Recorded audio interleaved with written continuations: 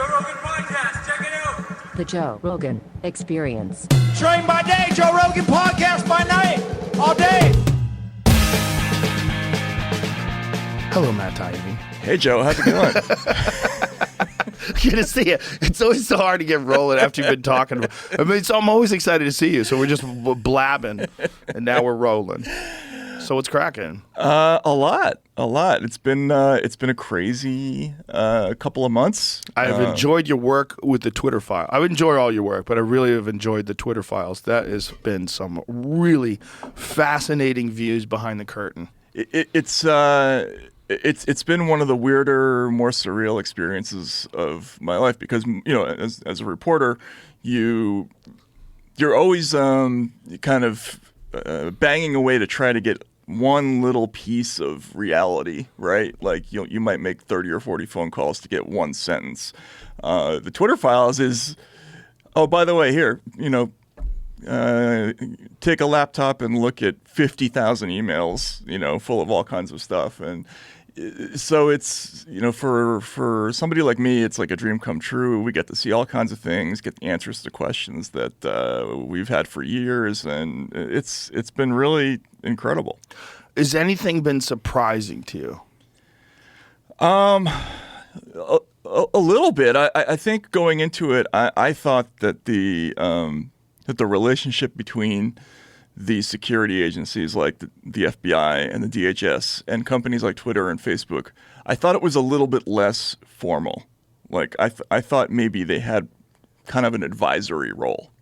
And what we find is that it's not that. It's very formalized. They have a really intense structure that they've worked out over a period of years where they have regular meetings. They have a system where the DHS handles censorship requests that come up from the states, and the FBI handles the international ones, and they all float all these companies, and it's a big bureaucracy, and I don't think we expected to see that. It's very bizarre to me that they would just openly call for censorship in emails and these private transmissions, but ones that are easily duplicated. You could send them to other people. It can easily get out. Like that they're so comfortable with the idea that the government should be involved in this censorship of what turns out to be true information, especially in regards to the Hunter Biden laptop, that they would be so comfortable that they would just send it in emails. Yeah. Well, I think that shows you the mentality, right? Yeah. Like that they really genuinely felt that they were impregnable, that they don't have anybody to answer to. I mean, a normal person doesn't put incriminating things in emails because we all have the expectation that someday it might come out, you know. But these folks didn't act that way. I mean, you see, I was especially shocked by an email from a staffer for Adam Schiff, the congressperson, the California congressman. And they're just outright saying, we would like you to suspend the accounts of this journalist and anybody who retweets information about this committee. You know, I mean, this is a member of Congress, right? Most of these people have legal backgrounds. They've got lawyers in the office for sure. And this is the House Intelligence Committee. You would think they would have better operational security. Another moment that was shocking to me. There's an email from an FBI agent named Elvis Chan in San Francisco to Twitter, and they're setting up this signal group, which is going to include all the top sort of censorship executives at all the big companies, and it's a Word document that has all the phone numbers of all these important executives. And the email the subject line reads, phone numbers, right? And then the Word doc is just called secret phone numbers, right? And I'm thinking, this is how they taught you to do it at Quantico? Really? You know? I mean, even a journalist can't miss that. You know what I'm saying? Like, call it something else. You know, I don't know. That part of it was amazing. So strange. It's so strange to get such a peek. Because I don't think anybody ever anticipated that something like this would happen, where Twitter would get sold to an eccentric billionaire who's intent on letting all the information get released. Yeah, I mean, I think Elon Musk essentially he spent $44 billion to become a whistleblower of his own company. Yeah. And I mean, I don't really fully know his motives in doing that. I think he's got a pretty developed sense of humor, though. Yes. And that comes through. I think he gets a kick out of seeing all this stuff come out on Twitter, which used to be the kind of the private stomping ground of all of these whiny journalists. And now here is all this information that is just horrifying to all of them. I mean, $44 billion is a lot to spend on that thrill, but I'm glad he did. Well, he truly believes that censored social media is a threat to democracy. He really believes that. Absolutely. Yeah. And I believe it too. Yeah. I just don't have $44 billion. Right. And even if I did, I'd be like, I don't want that heat. Right. Yeah. I don't think that's what I would spend it on, but no, he believes that. I think he also believes that the credibility of these companies can only be restored by telling people what they talk about in private, or what they have been talking about, with the government and that sort of thing. Yeah. So he might be right about that. We'll see, I guess. I think he is. I mean, it's going to be interesting. It's going to be interesting to see how this plays out. There's an amazing amount of resistance against him. And, there's just the publicity campaign against him has been fascinating to watch. People go from thinking that Elon Musk is the savior that's bringing us these amazing electric cars and engineering new reusable rockets to he's an alt-right piece of shit who wants Donald Trump back in the office. And it's very wild. The speed with which they can sort of shuffle somebody into the Hitler of the Month Club routine, right? We've always done this with foreigners, whether it's Noriega or Saddam Hussein or Milosevic or Assad or whatever it is. We have a playbook for cranking out negative information about, foreigners who get in our way for whatever reason. But now we've kind of refined that technique for domestic people who are inconvenient. I think they did it with Trump, obviously. They try to do it with Tucker Carlson, with you. I mean, you got a taste of that for a few times. Yeah, it's interesting, right? And then with Elon, he went from being the guy who made electric cars sexy to something to the right of Viktor Orban in 10 seconds. It's amazing. It is amazing. And the narrative is spread through progressive people. Well, they'll just say it now. It's like they've reached the memo. The memo's got to them. And then I hear people in LA, I hear people that I know oh, Elon's just so crazy. It's like something happened to him. He went nuts and he's a right winger now. How? What are you saying? What examples do you have? They don't have an example. They just have this narrative that reached them, the signal. Elon bad now. Oh, right. Elon bad now. Elon bad now. Elon bad now. And they just start saying it. And you go what examples are you using of his behavior? Well, he let Trump back on the platform. Okay, well, the Taliban's there. Right, yeah, exactly. You don't have a problem with the Taliban? The Taliban just bought blue check marks. Do you know that? Did they really? Yes. Didn't know that. Yeah, they're buying blue check marks so they could be verified. The real terrorist. The fucking Taliban is on, and nobody has a problem with it. The CCP's on Twitter. Right. No one has a problem with it. Right. But they say Trump, they'll let Trump back on. Look, Trump is hilarious. He's a ridiculous person. But don't you think it's better that his tweets get out there and then a bunch of people get to attack him in the tweets? And if those tweets that people attack him with are good, if people are saying good things, then those things get retweeted and liked, and then they rise up to the top of the algorithm. It's all good. You need a voice against someone like that. You can't have that guy howling into the wind on some QAnon forum and all those wackos they're only talking to each other with no pushback at all. If you really don't like Trump, you want him on Twitter. Yeah, absolutely. You want that guy to have some pushback. You want people to be talking against what he's saying. You want Twitter, the real Twitter now, which will actually fact check everybody. They fact check Biden. right? They'll fact check him. So if he says something stupid, they'll go, no, that's not what's true. Here's what's true. Right. And that would be good. And that was actually for a while Twitter's official policy. They had something called the public interest policy, which specifically laid out exactly what you said. Like when a world leader, no matter who it is, says anything, we want it to be out there because we want it to be debated. We want people to see it. We want people to talk about it. We want people to reach conclusions about it. And one of the things that we found in the Twitter files was after January 6th, there was this intense debate within the company where they were basically saying, oh, thank God we're going to repeal the public interest policy, or we're going to poke a hole in it, right? And no longer have that belief system that just because somebody is a world leader, we need to hear what they have to say. So they invented a new policy called glorification of violence, or they called it that. And essentially what they said was you had to look at Trump not in terms of each individual tweet, but in terms of what they called the context surrounding his whole career, all the people who followed him, whether or not they were violent, whether or not they said the things that were offensive. It's like the speech version of stochastic terrorism. I don't know if you ever heard that term.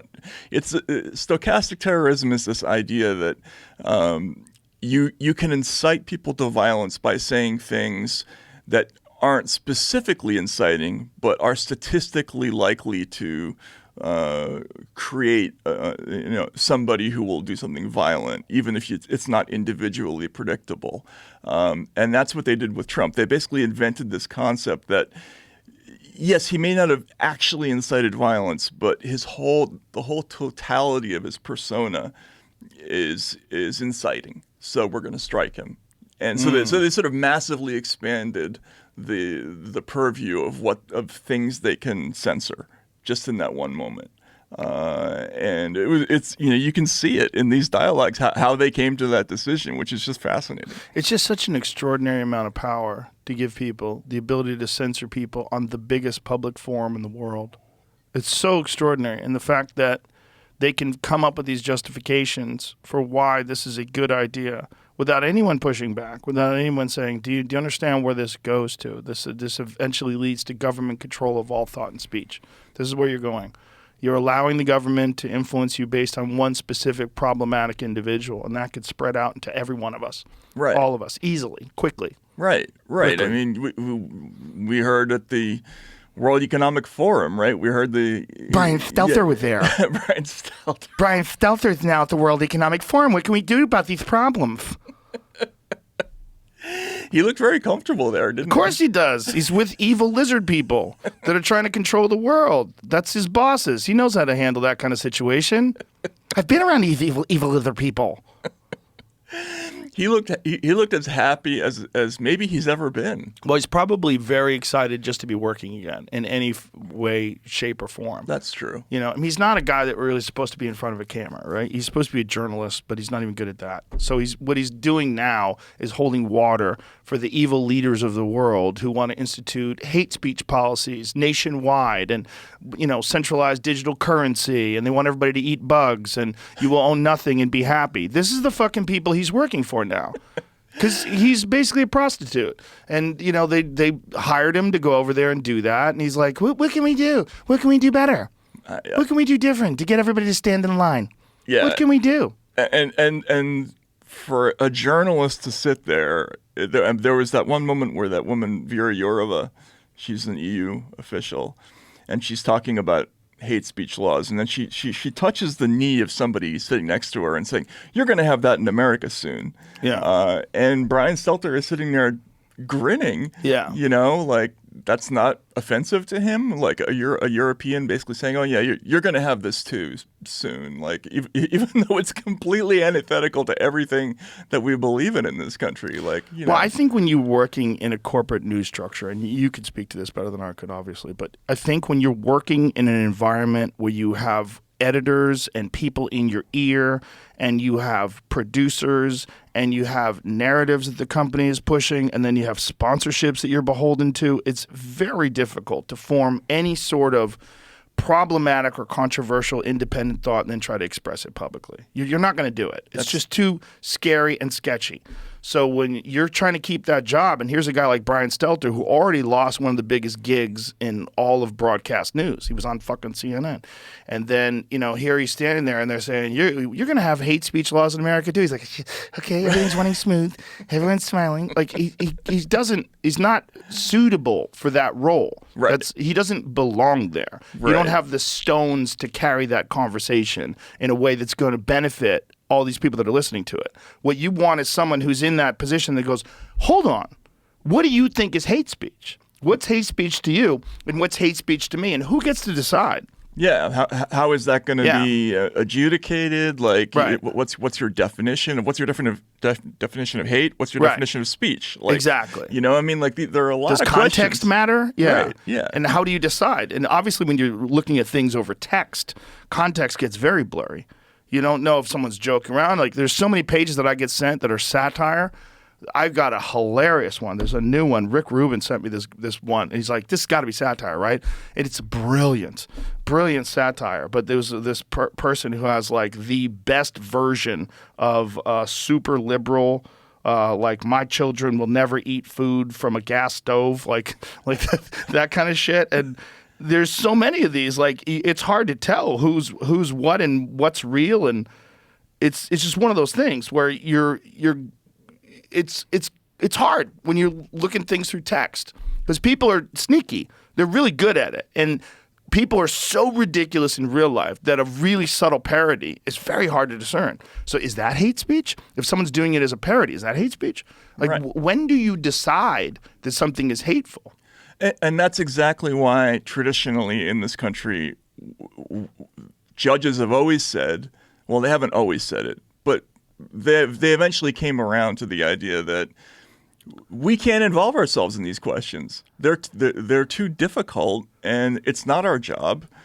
We're going to step in only the most extreme cases, right? So the current standard is, the Supreme Court case, Brandenburg v. Ohio, which outlaws imminent incitement to imminent lawless action, right? So you have to be basically saying, Let's go get them. go get them. Let's, Break into the White House. Shoot that person. Like Yeah. that's illegal speech, right? Anything short of that, we're going to stay out of it because it's just too confusing. It's too Right. complicated, right? Like if you start getting into what's satire, what isn't, what's incitement, what isn't, like as we see at companies like Twitter, you can spend endless amounts of time building sandcastles trying to figure out what is what, and it will always end in a place where the government interprets it to its greatest advantage. Yeah. And that's why we don't want it. I mean, it ultimately it's not a good thing for most people. But it's just very hard for people to realize, even though this thing that you're talking about wielding, this weapon, will work against your enemies, it can ultimately also be used against you. That was the thing with the Patriot Act. When the indefinite detention, when they were talking about just being able to detain people, and Obama was like, don't worry, well, I would never do that. But you're not going to be the president forever. Like someone else is going to come along. And perfect example, that next person was Trump. right. Well, what if someone's crazier than him? Like, what if something happens? What if there's some sort of a nuke goes off somewhere, and then everybody gets way more radicalized, and then you can get a really fucking insane, like a Stephen King character. What was that movie where the one evil guy becomes president? And Oh God, the Greg Stilson. Yes. Dead Zone. Dead Zone. Thank Right, you. yeah. I mean, we're not far removed from that. Right. In terms of plausible plots that this wacky country can fall into. And that's the same thing with censorship. Like they can use it against you. So like if you think you're using this to push back against right-wing extremism, they can use that to push back against progressive ideas that would genuinely benefit good people. Right. Genuinely benefit families, genuinely benefit people in need, genuinely benefit people in terms of healthcare and education. They can stop that. They Absolutely. can stop that if it's unprofitable with the same sort of tools. Absolutely. You gotta have free speech. It's the most important thing we have, and it's the one thing that separates us from everybody else. So when you have liberals and progressives that are screaming against removing people from platforms and stopping this and stopping that, understand what the fuck you're saying. Yeah, and they don't. Right? Yeah, I mean, like, it's just convenience. It'll work against my enemies.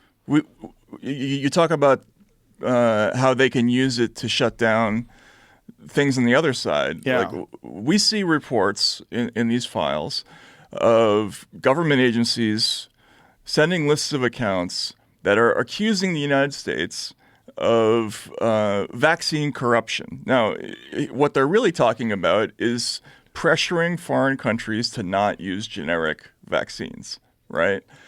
And that's a liberal issue. That's a progressive issue. Like, the progressives want generic vaccines to be available to poor countries. Okay, but you can use this tool to eliminate speech about that if you want to, right? Yeah. Like, I think that's what they don't get, is that the significance is not who, the significance is the tool. Like, what is it capable of doing? Right. How easily is it employed? And how often is it used? And they don't focus on that. They focus on, oh, it's Donald Trump, so therefore we want it. I mean, that's where their mistake is. It's a very interesting and very nuanced conversation as to what should be allowed and what should not be allowed and why. And I think it's complex and it's ever changing, and it depends upon the tools that are involved, and it depends upon what are you talking about. And then it also depends upon, like, here's a big one that drives me nuts about this January 6th. Why is it okay for the FBI to have agents that incite people to go into the Capitol? Why is that okay? What benefit is that for society? Like, how much influence did they have? How much rabble-rousing influence did they have? How much coercion? I mean, why is that okay? So this is another topic that is fascinating because it hasn't gotten a ton of press. But if you go back all the way to the early 70s, the CIA and the FBI got in a lot of trouble for various things. The CIA for assassination schemes involving people like Castro, the FBI for COINTELPRO and other programs, domestic surveillance. And they made changes after congressional hearings, the Church Committee, that basically said, the FBI, from now on, you have to have some kind of reason to be following somebody or investigating somebody. You have to have some kind of criminal predicate. And we want you mainly to be investigating cases.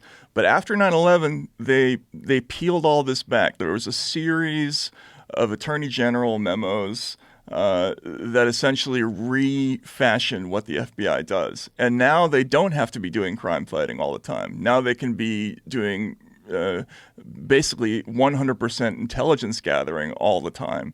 They can be infiltrating groups for no reason at all, not to build cases, but just to get information. And so that's why they're there. They're in these groups. They're posted up outside of the homes of people who they find suspicious, but they're not building cases. They're not investigating crimes. It's sort of like Minority Report, right? Pre-crime. It's pre-crime. Yeah, and the public has accepted this, without much trouble. There's a little bit of pushback from people online, and then it goes away, where there's no real repercussions. Like the Governor Whitmer case, right? Where there's 14 people involved in kidnapping her, and 12 of them are FBI informants, right? Which is fucking bonkers. And then the two guys who are doing hard time, they're like, we thought it was fantasy. Like, we're idiots. We didn't know. Like, one of the guys literally said, I never planned on doing anything. To me, it was just fantasy. Mm-hmm. Mm-hmm. Yeah, well, I mean... They're morons who get talked into this. And imagine you're getting talked into this by 12 people who turn out to be informants. Right. That's right. wild. Yeah. Yeah, and why are there so many informants? Yeah. Like hanging around with fucking head of the Proud Boys. Right. The head of the Proud Boys was is an that true? informant. I didn't know that. You didn't know that? No. What's his name? Enrique Tarrio? Yeah, pull that up. He was a fucking informant. So this guy who is at the head of the Proud Boys, the guy who's organizing the things he was an FBI informant. Wow. The Amazing. do you know the story of the Proud Boys? The real origin story? No, I don't actually. Oh my God, the origin story is amazing. The origin story, here we go. Proud Boys leader was prolific informer for law enforcement. Enrique Tarrio, leader of the Proud Boys extremist group, has a past informer for federal and local law enforcement, repeatedly working undercover for investigators after he was arrested in 2012, according to a former prosecutor in a transcript of a 2014 federal court proceeding obtained by Reuters. So the Proud Boys started off as a joke on Anthony Cumia's radio show, where Gavin McGinnis, who was a regular guest, they made a joke about one of the guys who was an intern.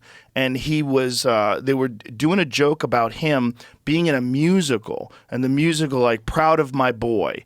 And they were singing a song, like, we're the Proud Boys, proud of my boy. And they're like, we're going to put together a group called the Proud Boys. And so they decided to have, like, this fake group of people. And to get into this group, they had to punch you in the arm, and you have to read off, like, remember different breakfast cereals. Like, it's all, like, really hilarious, stupid shit. But then Gavin, Gavin's one of those guys that just, like, he's a legitimate maniac, which was great when he was running Vice and not so great when he gets involved in extremist groups. Right. And so his idea was like, fuck these crazy Antifa people. We're going to develop our own group. We're going to go after them. We're going to fight them when we go to these, because they would show up at any time he had to do speeches, and they would protest him. He's like, we're going to beat the Proud Boys. We're going to show them. We're going to fight them. And I'm like, hey, like, that doesn't end well. Right. And obviously it ended terribly. And that's where the Proud Boys origin story came from. That's amazing. It came from the Anthony Cumia radio show. From Opie and Anthony. Anthony from Opie and Anthony. Dude, it's a joke. Like, Anthony came on the podcast and told the origin story of it. There's a famous clip that's on YouTube, and it's hilarious. And then it ends up being like, a central issue in like the presidential campaign, yes. right? Like, yes, it's nuts. America couldn't be more ridiculous, dude. But if you know Anthony and you know Gavin, like, I've known Gavin forever. Gavin's just nuts. Like, he's not an extremist. He's not an evil person. He's just nuts. But he fucked up when he created that group. I'm like, dude, you can't just punch people in the face, because you punch people in the face, they come back with a bat. Now you have a war. Like, this, you just can't just say, we're going to go hit people. Like, that always ends badly. Right. But he just was having fun and kept pushing it. He's a push the limits, push the envelope guy. And then now it's this hate group that people bring up in political speech, and the Proud Boys and the white supremacists, and like the Proud Boys. And they have a life of their own now, right? Now it's beyond. They don't even like him anymore. Right. They kicked him out of a meeting. He went to a meeting in Vegas. He's persona non grata in the Proud Boys now. He can't even go to a thing that he started as a joke has now completely ran away from him. Because, like, with any group, right? If you have a group that people can join, anyone can join. Well, anyone can join. You're going to get assholes to join it. Of course. And you're also going to get law enforcement. And that's how you got this Enrique Tarrio guy. Right. Wild. Yeah, that's unbelievable. It's wild. So they I guess they found his cooperator agreement. Yeah. And what, did he continue to be the head of the Proud Boys after that? I think they arrested him recently. That's the interesting, also the thing about these guys is they don't get off scot-free. Like, they make you work as an informant, they make you be a snitch, and then they put you in jail. Right. They'll still put you in jail, but just they won't put you in jail for life. Like, right. Okay, we'll give you 10 years right. instead of 50. And so these guys just do it anyway. I mean, they treat you like a real bitch. Like, they don't treat you like a half a bitch or like, hey, we're going to work out a deal. No, they treat you like a bitch. 2 days before a far-right mob stormed the U.S. Capitol, police arrested the leader of the Proud Boys militia group for burning a Black Lives Matter flag at a different protest. Well, that's convenient. Meanwhile, he's black, which is hilarious. Right. The fact that, like, you can't burn that flag. Meanwhile, if you burn an American flag, no problem at all. Right. That's fine. Yeah. That's fine. I mean, I'm for that, but yeah. You're for them arresting people for burning flags? No. I'm fine with people burning flags if they feel like it. I don't think you should arrest people for burning a flag. Like I don't think you should arrest people for burning a piece of paper. Right. Like you should be able to if you want to burn something in protest. It's not like we can't make more flags. Right. Like what are you doing? Yeah, we got plenty. If you want to buy a flag and burn it, okay. Yeah. That's your big thing. Yeah. Go ahead. Yeah, exactly. I think we should make flags out of asbestos. solve all the problems. That would make for a lot of unphotogenic protests, but that would be funny. Like but what the fuck? I'm just astounded by the lack of ability to see the future. The lack of ability to see where all this goes. That like in letting this happen, in not being outraged, in letting the government creep into all aspects of your life in this way. There's no net positive.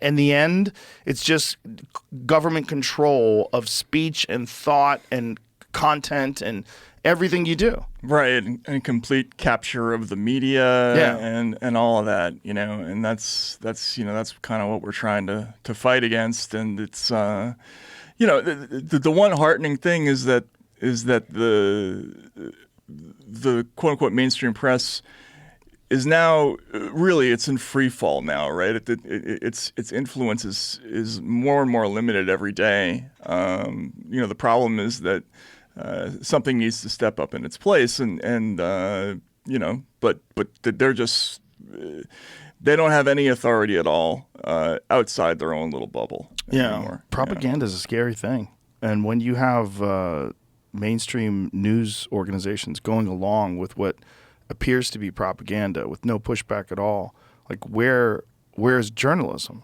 Like journalism is such an important part of any sort of functioning culture where people need to find out what is the real information. And there's people that have a responsibility to try to find that information and then give it to people so they can make informed decisions. And they can know what is the workings behind the machine. What's the wiring? What's happening? How are these decisions getting made? When the corporate media doesn't do that anymore, we're fucked. And you, in your time, have seen that. You've seen this transition into like the media becoming an arm of propaganda as opposed to what it was in the 70s or what it was in the 60s, where it was the news. This is what's happening. This is what we've uncovered. This is our undercover investigation. These are our facts. Our informant has told us this. Now we know that. Nixon did this. Kennedy was aware of that. We know these things now because of real journalism. Right. And it seems like, for whatever reason, there's two branches going on with journalism. There's people like you and Barry Weiss and Glenn Greenwald and the Substack people that are like, hey, this is not what I fucking signed up for. Right. I'm here to do actual real journalism, and you people in these gigantic mainstream organizations are losing your fucking minds. You're crazy, and you're doing it for so many reasons, because Trump sucks, because you're pushing a woke agenda, because you want whatever the reason is. Like, you've decided to become a part of a propaganda machine, and it's not journalism anymore. Right. Yeah. You're ignoring really important stories that are inconvenient to the narrative that you feel like it's your obligation to push. Yeah.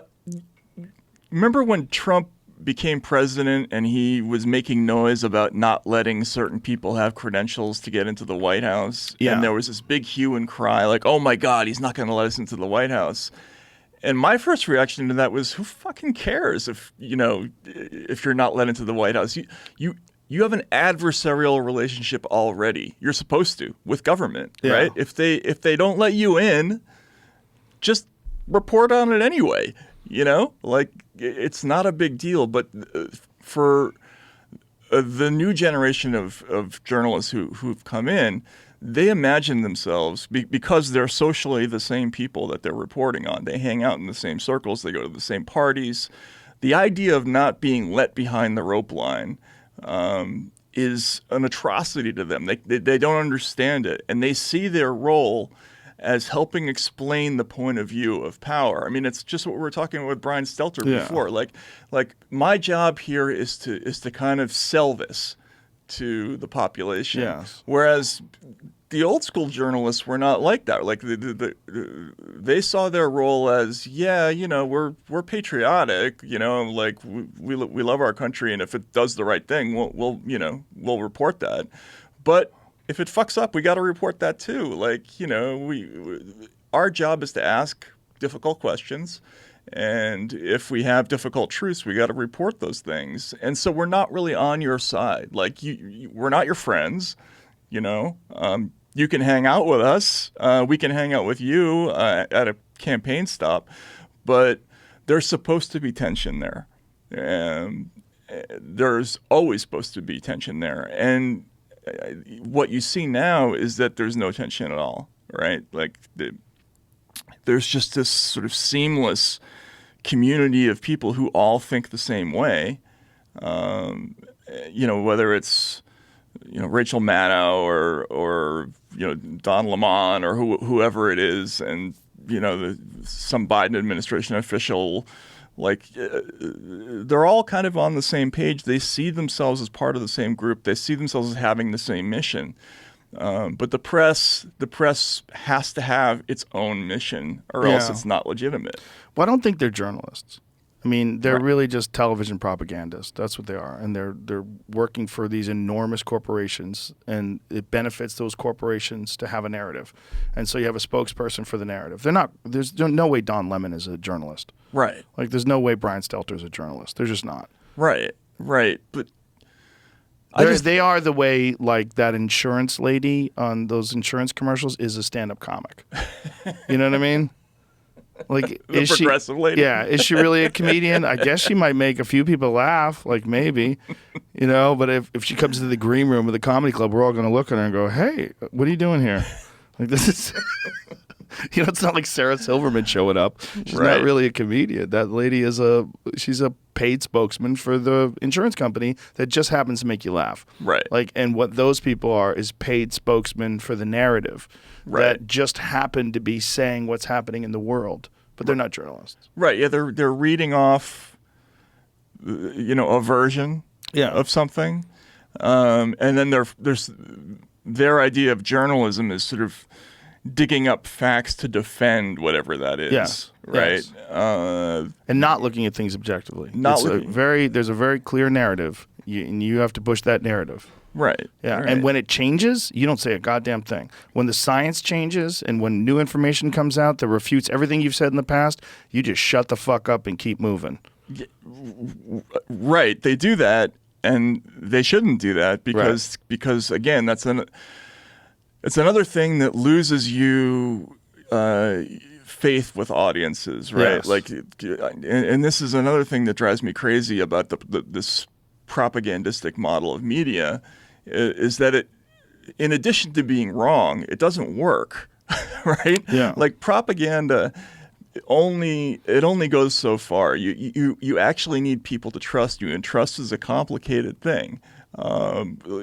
You have to have a relationship with your audiences, and audiences will not believe you if they see you making a mistake and then they see you not owning up to it. Yes. Right? Yeah. Which is why, you and I both have had this experience of saying something wrong and then coming out and saying, you know what, I screwed that up. Like, I did that. I made a really bad call about the beginning of the Ukraine war. I didn't believe the reports that were coming out. They sounded wrong to me. And I kind of wrote a sarcastic column about how this is ridiculous. Everyone's being so credulous about this. And then, of course, the invasion happened shortly after that, and I looked like an idiot. But you got to come out and say after that, you know what? I fucked up. I fucked up. I was over my skis on that thing. And if you don't do that, they never trust you. They never trust you. And they shouldn't trust you. Right. And you should. When you fuck up, you should own it. It's right. like you're just a human being, and you're talking about things in real time. Especially when you're doing a podcast, you're literally thinking out loud publicly. Right. And and it becomes permanent record. Right. Good luck with that. Yeah. No, I don't know how. That's got to be, incredibly difficult to, you're not even sitting there doing what I do, is just choosing my words carefully and typing them, right? Like, a lot of times I'm intoxicated. It's a fucking good solid amount of the time. Yeah. No, it's but that's also why people like it. Because they feel like you're really hanging out with them, having a conversation, because that's what it sounds like. Right. Because it is what it's like. I mean, it's like the same way I talk to you. You and I could be at dinner right now. Right. And we would probably be having the same conversation. Yeah, exactly. Yeah. And people can pick up on that. Yeah. You know what I mean? Like that, I always thought that was, one of the reasons that your show is so successful is that people don't detect that there's something staged about it, but you can see that so clearly in every other kind of media now that it's just, I don't know. It's a dirty business. It's a dirty business. It's a dirty business, and it's dirty for them too. Because if they could be free, they would like to. I think almost everybody would like to just be able to be themselves and have their own opinions and be able to express themselves and be able to think about things openly. But when you are working for a major news organization and you have an enormous paycheck every week that comes to you, if you keep this thing going, you have to keep this charade going, keep this con going. You're gonna keep going. You're gonna be Rachel Maddow. And I love the fact that the way you compared Rachel Maddow to Bill O'Reilly. You're like, it's the same person. Right. It's the same thing. It's just one's doing it with progressive values and one's doing it with right-wing values. Right. And you were really the first person who's a liberal guy to openly say that. I'm like, yes, yeah, that's what it is. Yeah, no, it's you identify an audience, you give them stuff they want to hear, you do it over and over again, rinse, repeat, blah blah blah, and look, that's a dangerous pattern that you can fall into when the business works the way it does, but people do it, and the converse of that is that if you work in these organizations, and this is something that, believe it or not, Noam Chomsky wrote about 1 million years ago in a book called Manufacturing Consent, like you see coming up in the business that when somebody tries to buck the system and tries to force through an unpopular story or refuses to write a story that's not true or does anything that the editors don't like, they see that those people are moved out of the business sooner rather than later, right? They just sort of end up being washed out with reputations for being difficult people.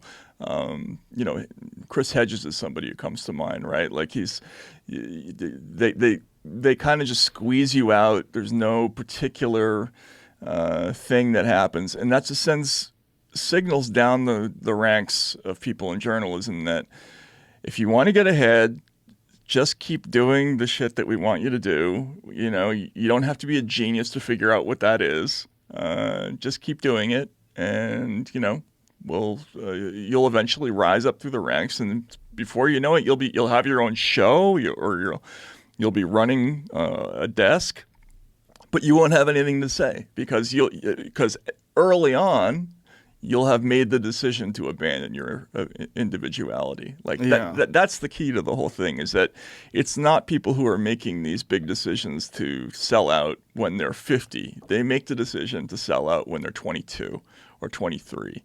Like at the very start, when they first see it and they understand how the business works and they start climbing, that's when they sell out. So by the time they get to be that, older, it's who they are. Well, you see it in politics too, right? Like you see it like people like AOC, who starts out as this really kind of inspiring story.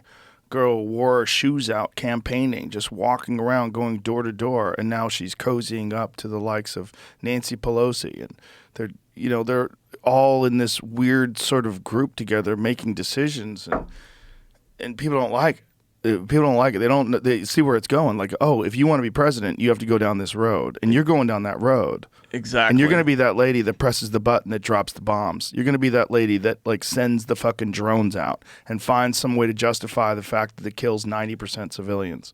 You're going to be that person, because that's where that person starts. You start out idealistic. You start out this person who's very progressive and really wants, to help lower income families, and really wants to help inner city schools, and really wants to help all that. And then along the way, you get indoctrinated into the system and you figure out how everything works. This is how you have to do it. This is how you play ball. This is the bill you have to sign. This is what you have to get in on. In order to get this, we have to do that. In order to get that, we have to do this. Mm-hmm. And next thing you know, you're a fucking politician. Right. And you're the Speaker of the House, and you're doing insider trading and making hundreds of millions of dollars because everybody else is doing it. Right.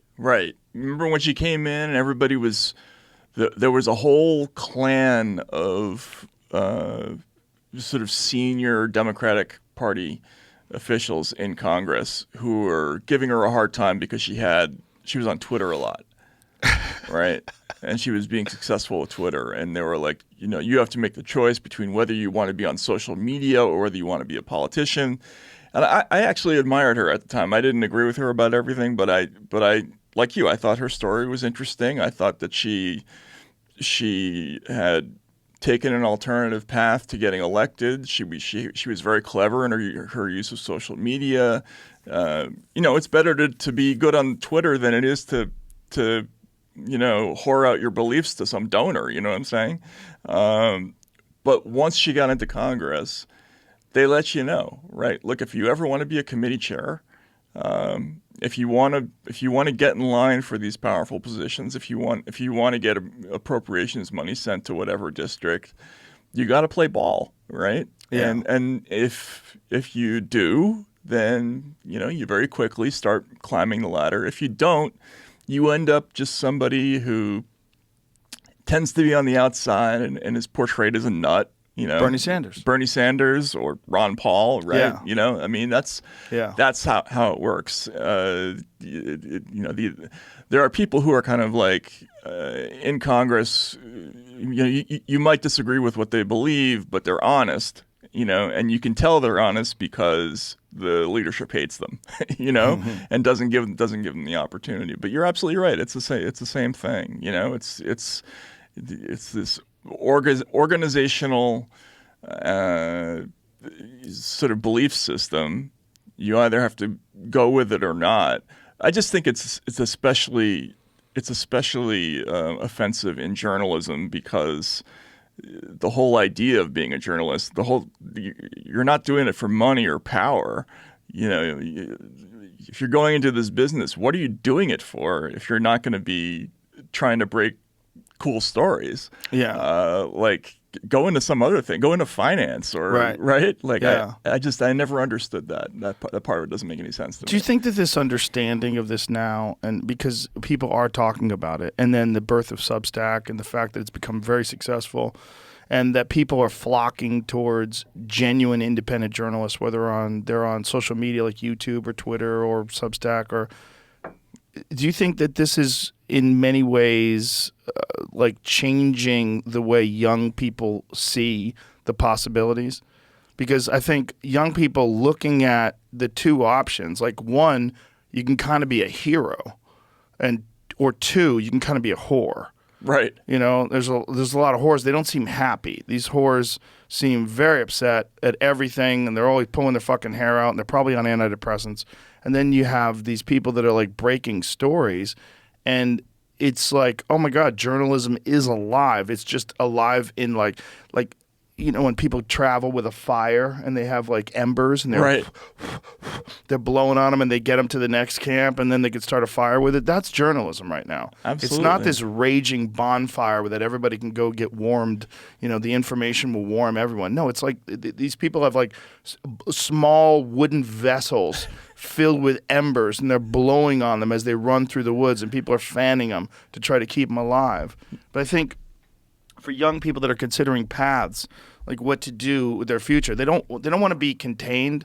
They want to be free. And because of social media and because of the fact that any kid can just start a YouTube page and just start talking about things. Exactly. And because of that kind of the ability to now do your own show, becoming independent is becoming not just more plausible but more attractive. Absolutely. And I think, the younger people have less tolerance for phoniness, or at least historically they did. It's been a little weird lately. I haven't always been sure of that lately. But people who are going to go into journalism when they're 18 or 19 Once upon a time, they all wanted to be Woodward and Bernstein or Cy Hirsch or Hunter Thompson or whoever it was.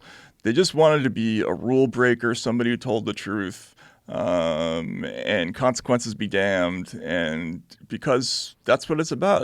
It's about being free and speaking your mind, right? Like, what is it William Blake said? You can always be ready to speak your mind, and a base man will avoid you, right? Like that's what journalism is. Like you derive power from your willingness to say the unpopular true thing, right? Yeah. And that's an attractive, idealistic thing for a young person. But if they see that path closed, they're not going to go into. I mean, why would you go into journalism and try to work at the New Yorker or MSNBC if you know you're never going to get to do that? Basically, you know. Why would you?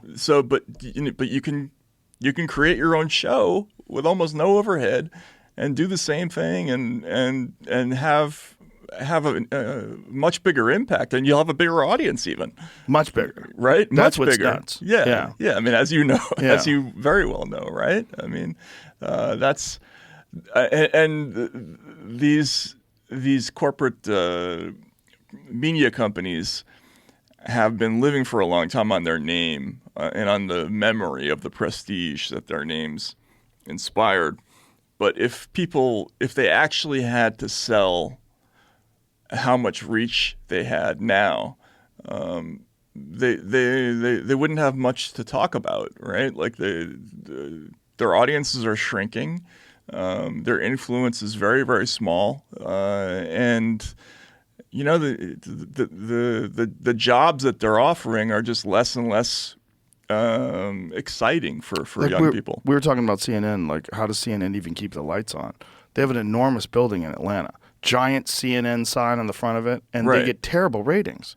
Oh yeah, Like, absolutely. And they have so many people working there. You have a whole giant building filled with people, and then your product, no one wants it.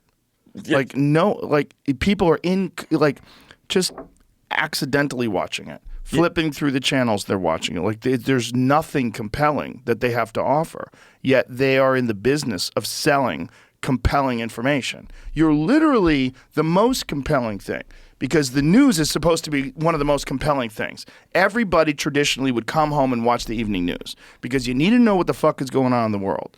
But now, because of social media and because of just websites and phones and just news off your apps, the different apps that people use, Google apps, no one cares anymore. So you're just howling into the wind. It's something it's background you see at an airport, maybe. Yeah. Right.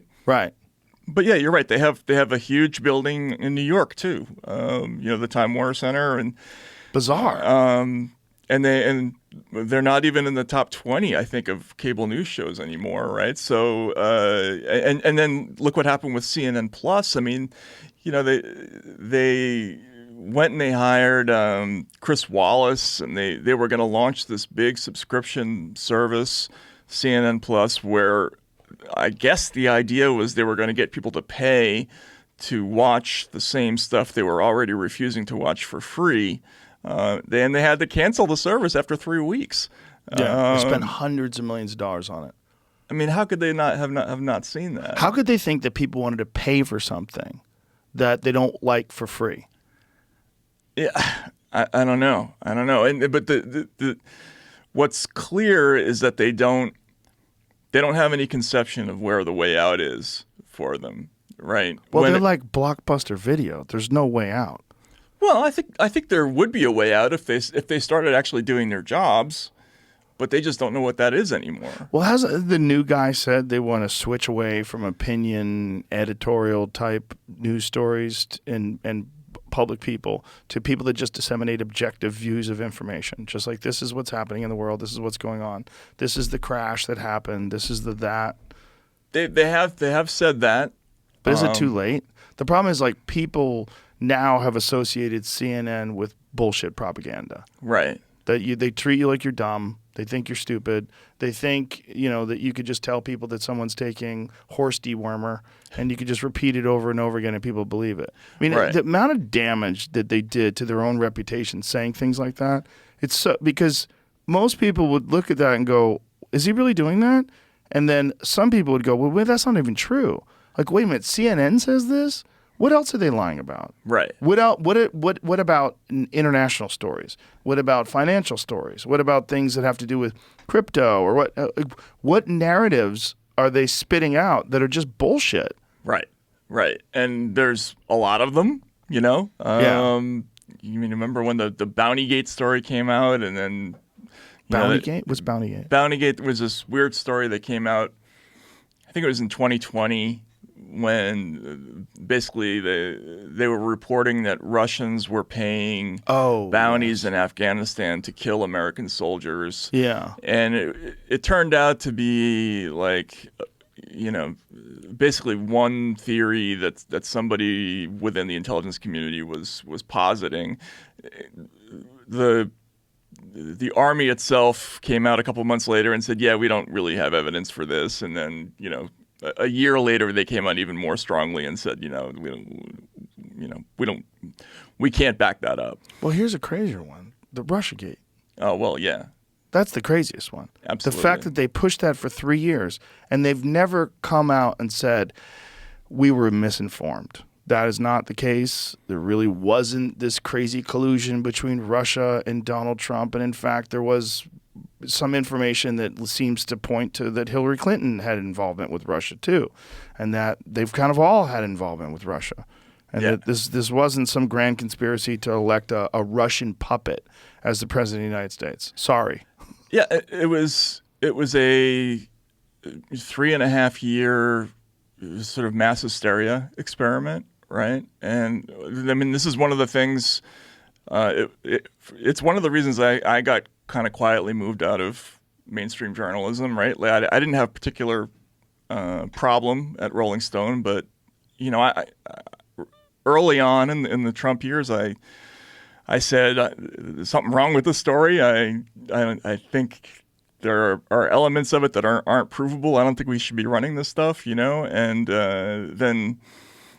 Before I knew it, I was working independently. But anyway, at the Twitter files, we're finding stuff that now tells you absolutely like what actually the truth was during that time. Like, for instance, one of the big Russiagate stories was from early 2018 when Devin Nunes, remember he was the Republican congressman, he was the head of the House Intelligence Committee at the time. He wrote a memo basically saying, we think they faked FISA applications. We think the FBI used the Steele dossier to try to get surveillance authority against some Trump people like Carter Page. And we think they lied and cheated to do that. And so he submitted this classified memo. And not only was he denounced everywhere as a liar and wrong and all that, but there was this big story that was all over the place that a hashtag release the memo had been amplified by Russian bots. You probably don't remember this, but this story was everywhere in January and February of 2018. This idea that release the memo was basically a Russian operation and that Nunes was benefiting from it. Well, I'm reading the Twitter files. I was looking for something else entirely. And then suddenly we come across a string of emails internally at Twitter where the Twitter officials are saying, we're not finding any Russians at all behind this hashtag. And we told the members of Congress who asked about this that there are no Russians involved in this because Dianne Feinstein, Richard Blumenthal of Connecticut, they all came out with this accusation about it being linked to Russia. We told them that there's nothing there, and they went and they did it anyway, And so there are lots of stories like that now that are kind of falling apart, right? And most people, I think, don't even know that the Russia collusion thing was bullshit. I think the general public that heard that Russiagate narrative, the people that haven't looked into it past what they've seen on television probably still believe there was some sort of collusion. Yeah, because there's never been a reckoning for it. Right. You know, I mean, after the WMD thing, which, you know, went on for a surprisingly long time considering how little evidence there ever was for that. And considering that there were lots of journalists at the time who would have liked to have proved Bush wrong about that, it still took years and years and years for the business to admit that they screwed that up. They blamed it almost entirely on one person, Judy Miller from New York Times. Really? Other people who got that story just as wrong, like Jeffrey Goldberg. He's now the editor of Atlantic Magazine. Like, there are all kinds of people who totally screwed that story up and got promoted. And so there was at least a little bit of reflection about getting a big story wrong. Like, That's such a big story. Right? That's such a big story. Yeah. The fact that there really were no weapons of mass destruction and we really did start a war for nothing that really did kill somewhere in the neighborhood of 1 million innocent people. Right.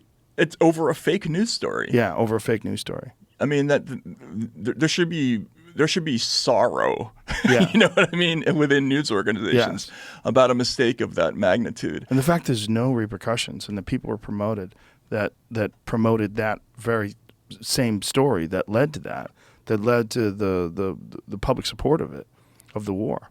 Yeah, and not only did we promote the people who got that story wrong, you know, except in that one case with Judy Miller who was sort of villainized. You know, but people were fired who were questioning it. Like Phil Donahue had a show, a very highly rated show on MSNBC at the time. He lost his job. Jesse, What did he say? He was just very critical of the war effort. He didn't believe the whole thing, and he thought. And that's why he lost his show? Yeah, they took him off the air. Wow. Jesse Ventura will tell you the story. He lives in a compound in Mexico. Yeah. Casa MSNBC, he calls it, because they hired him thinking that because he was a former Navy SEAL, he was going to be pro-war. When they found out on the phone that he didn't feel that way, that he was very skeptical of the whole thing, they basically bought out his contract. They just paid him the balance and said, thanks, but no thanks. And, you know, we're not going to want that show of yours. So he was right, but he, you know, instead of going on the air, he got a mansion in Mexico. You know, like so you know, the business has a history of doing stuff like this. But at least in the WMD episode, they had the decency to admit now, you know, like a decade later, we screwed that up. It has the reputation of being a media mistake. They haven't done that yet with the Russia stuff. Well, the WMD thing, though, there's no repercussions because over time, everybody had kind of either forgotten about it or been overwhelmed by news stories. And when the WMD came out, when that sort of thing came out at the beginning of the war, you're also dealing with a very different internet. And the news cycle wasn't as extreme and dynamic. Like nowadays, things that happen, like no one gives a shit that Epstein was murdered and that the cameras were shut off and that there's no list of all the people that went to the island. That's just gone. There's too much new stuff to come that it's in front of your eyes that you have to pay attention to. Right. That's the news cycle. We do need a few more answers on that one, I think. You think? Yeah. I mean, it's wild. So that's the news cycle of today that is just overwhelming and then it just keeps coming forward and you can't stop it. You know, when you were working at Rolling Stone, did you interact with Jan Wenner a lot? Yeah. Did you see my conversation I did. that I had with him? Yeah, absolutely. Do you think that was kind of sad in a way? Very, very. Yeah. I mean, look, Jan was always good to me, you know. He didn't agree with my politics. He didn't agree with my approach to the job a lot. And I know that my stories got him in a lot of trouble socially. So that came out from time to time. But he never went to the step of firing me, you know, and he let me do the stories that I wanted to do for the most part. but I think as you found out, like he somewhere along the line he lost interest in being part of a real actual journalistic venture, right? Yeah. I think he has a hard time concentrating on the nuances of all these different things and balancing out, like when he was talking about the government regulating the internet. That was the most shocking. Look, I was a fan of the guy because I've always been a fan of Rolling Stone, and I'm a giant fan of Hunter S. Thompson. And I knew he and Hunter had this very close relationship, and I wanted to bring him in. It was complicated, but yeah. I'm sure. But I wanted to talk to him just about that. I mean, and that I enjoyed that. But then when it's to say you were a fan of that guy, and now you're talking to me about the government censoring the internet. And when I was like, you're talking about the same people that gave us bad information about weapons of mass destruction that led to a war. And then he's sort of balancing that out. Like, no, those were politicians. Like, that's the government. Right. You're talking about the government. Yeah. To see him try to wrestle with that in his head and to realize he had never wrestled with it before. Yeah. That's what was fucked. It's like, I mean, is he just tired? Is he just older? Or is he just like completely insulated in those liberal cocktail parties where, you have to wear a mask and you have to say this, and if you don't say that, you'll be ostracized from the social group? Like, what kind of narrow bandwidth are you operating on? Like, that you could just say that?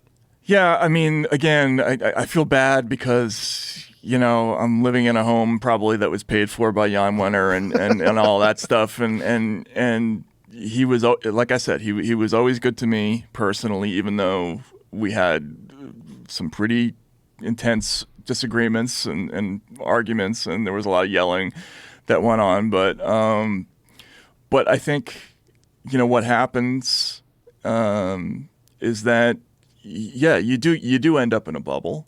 And even people who spent their whole lives in the journalism business, and not just in the journalism business, but rock and roll journalism, right? Like you're supposed to be kind of on the edge, right? And Hunter S. Thompson was completely out of control, right? Like his writing was wild and free. That was what was beautiful about it, right? And it took a lot of guts to publish that, right? And to send somebody like that on the campaign trail was a revolutionary idea at the time, but Jan, and this came out in 2016 because he endorsed Hillary in 2016, and I asked permission to write a counter to that and endorse Bernie, but his whole reasoning was, when we were young and we were supporting McGovern, we were wrong because McGovern was a bad candidate and Nixon got elected. We needed to support somebody else who had a better chance of winning. And so his whole idea of, youthful idealism is nice and all, but it's not pragmatic, right? And this was the place that he had ended up in. And that leads you to other things like, internet censorship. Yeah. One of the reasons that one of the first signs that I knew that I wasn't going to have a future at the magazine is when he told me I just flat out shouldn't touch the Russia story anymore. This was in the first year of that scandal, and I had written a bunch of columns saying, you know what, I don't think this is true, and because he perceived that, I think, as helping Donald Trump, he didn't want me writing about him. I ignored him, but you do get in the bubble, and I think there's also being the boss. Well, yeah, being the guy that who's too, and you're insulated in the fact that no one wants to challenge you, and and look, most of the people who worked at Rolling Stone had kind of a love-hate relationship with Jan. Like he could be tempestuous, and he could be he would go into fits of anger and things would happen. But on the other hand, like there was a lot of great journalism that came out of Rolling Stone, and he had, he had a really sort of brilliant sense of how magazines worked and what audiences would like in magazines, and that mechanism in his head functioned extremely well for like 40 years or so. Yeah. And so, people respected him as a leader on that front. But over time, the magazine, it started to become, I don't know, it lost its sense of purpose, and it became something other than what it had been, right? It was a symbol of rebelliousness once, and now it's the opposite. It is the opposite. Yeah, it was sad to me to have that conversation with him. Like, part of it I really enjoyed, the talking about Hunter and talking about the early days of the magazine and what it was like to take a chance on a magazine like that in this countercultural environment that they found themselves in. But then, seeing, and you just like, sometimes people just get tired, man. They just get tired and they get old and they kind of like give in to narratives. Yeah. And then they don't want to explore the subtle nuance of each individual topic, because sometimes those are uncomfortable and you have to wrestle with those thoughts. And, sometimes people would rather just medicate themselves and go to sleep. Yeah, and also you can also get used to not answering difficult questions, which also came through in that interview, I think. Right. Because you're the boss. You're the boss, yeah. Right? Like you're used to being asked, thrown a whole bunch of softballs, and if you're not in that place, that can be difficult too. I have a good friend who used to be an executive at Google, and we were at a party, and it was me and my wife and this lady who was one of the big wigs at YouTube. And so she sits down with us and we're talking, and she's, asking me about, podcasting and this and that, and we're having this conversation. And I say, how does YouTube decide like what gets marked as bad, or, I go, because there's a conversation between Sam Harris and Douglas Murray, two public intellectuals, that someone put on their YouTube playlist. Like, they didn't even make this conversation. They just like, this is something that I have on my channel, on my playlist. And they got flagged for that. And they got a strike against their channel for that. And I said it to her, I go, why would that be? And she goes, because it was hate speech. And so I go, how did you just say that? I go, how did you just say it was hate speech? I go, do you know the content of the conversation? You're talking about two public intellectuals. Right. And you just said it was hate speech. And my wife is like squeezing my knee because she sees I'm getting red. I'm like, you just said it was hate speech. I go, do you understand what they talked about? Do you know what they talked about? Why did you just say that? But she was just like, it's hate. What they said was hate speech. She just had this arrogance because she was in this position of power where she could say, that's hate speech, that's not hate speech. Right. And this was quite a while ago. This was like 2015, 16. Oh, wow. So it's early. Yeah, early. Wow. But her saying, because it was hate speech, like this look in my, that's what it is. Do you remember that commercial where it's like during the drug war, the height of the drug war propaganda, and during the brain height, on drugs thing? No. The one where there's a man and a younger man, and they're eating dinner. And he's saying, if you buy drugs, you support terrorism. And he's like eating his food at a steakhouse. He goes, what do you mean he supports terrorism? It just does. It just does. You're supporting terrorism. It's like there's this no-nonsense guy and then this young, goofy guy. Like, what are you saying? I just like to smoke pot. If you buy drugs, you support terrorism. You ever seen that commercial? No, I don't Watch remember Let's it. play but it. Play it from the beginning. Play it from the beginning, because this is... It's a ploy. What? This drug money funds terror. It's a ploy. Ploy. A manipulation. Ploy. Drug money funds terror. I mean, why should I believe that? Because it's a fact. A fact. F-A-C-T, fact. So you're saying that I should believe it because it's true. That's your argument. It is true. Says who?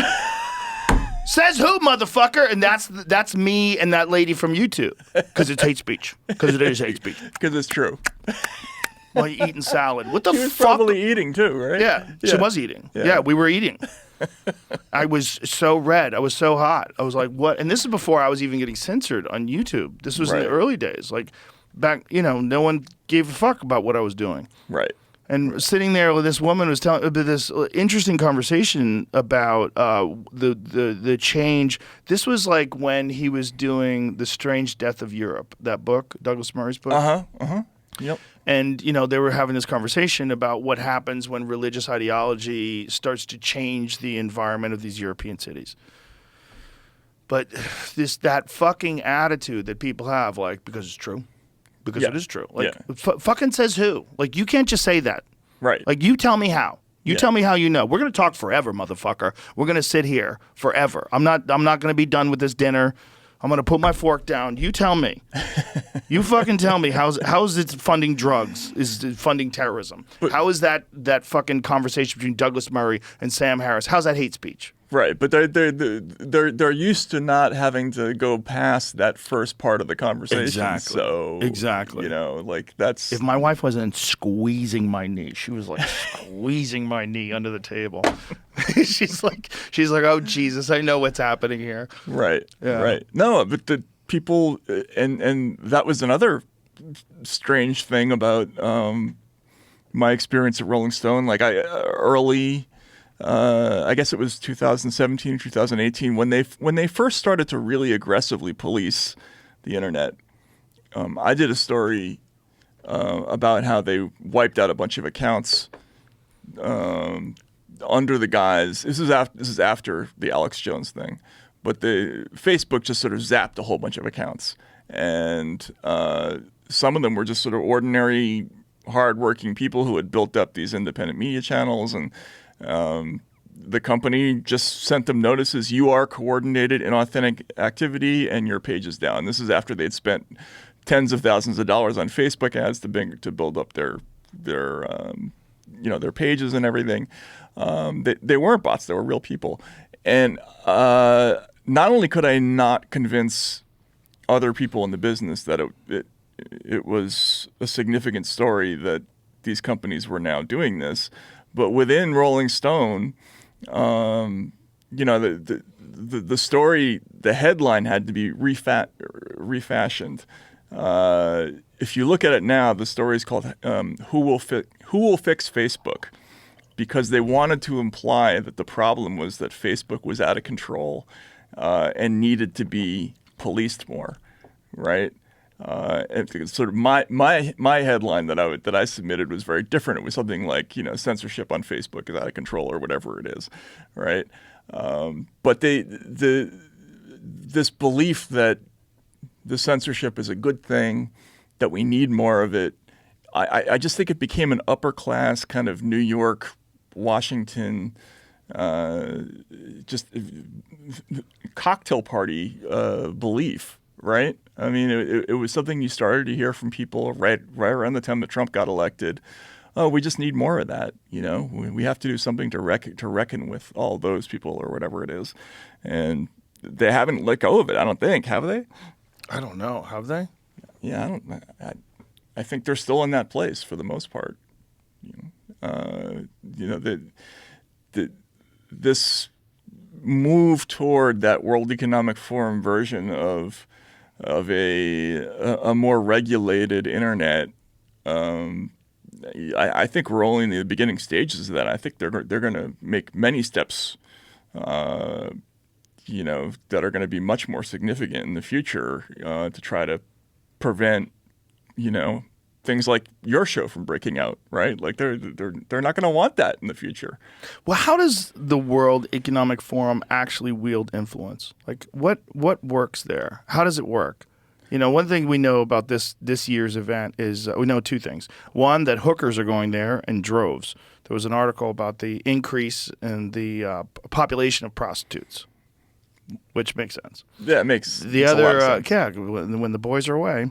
And then the other thing was that Klaus Schwab and George Soros decided to opt out this year, which is interesting. That is interesting. Maybe it's getting too hot because it used to be a thing that really didn't get much public attention. They could go there and they could all have these meetings and decide the fate of the world and try Right. to sort of move the world in general directions. And then there was also Michael Schellenberger released a bunch of stuff this week showing that they lie about things that they've said that have become very problematic. One of them was, "You will own nothing, you'll be happy," and they said no. That was all just internet conspiracy theories. It's not true, but it is true. And then there was websites. They had a whole advertising campaign based on this. They did that. They said that. They absolutely put it up.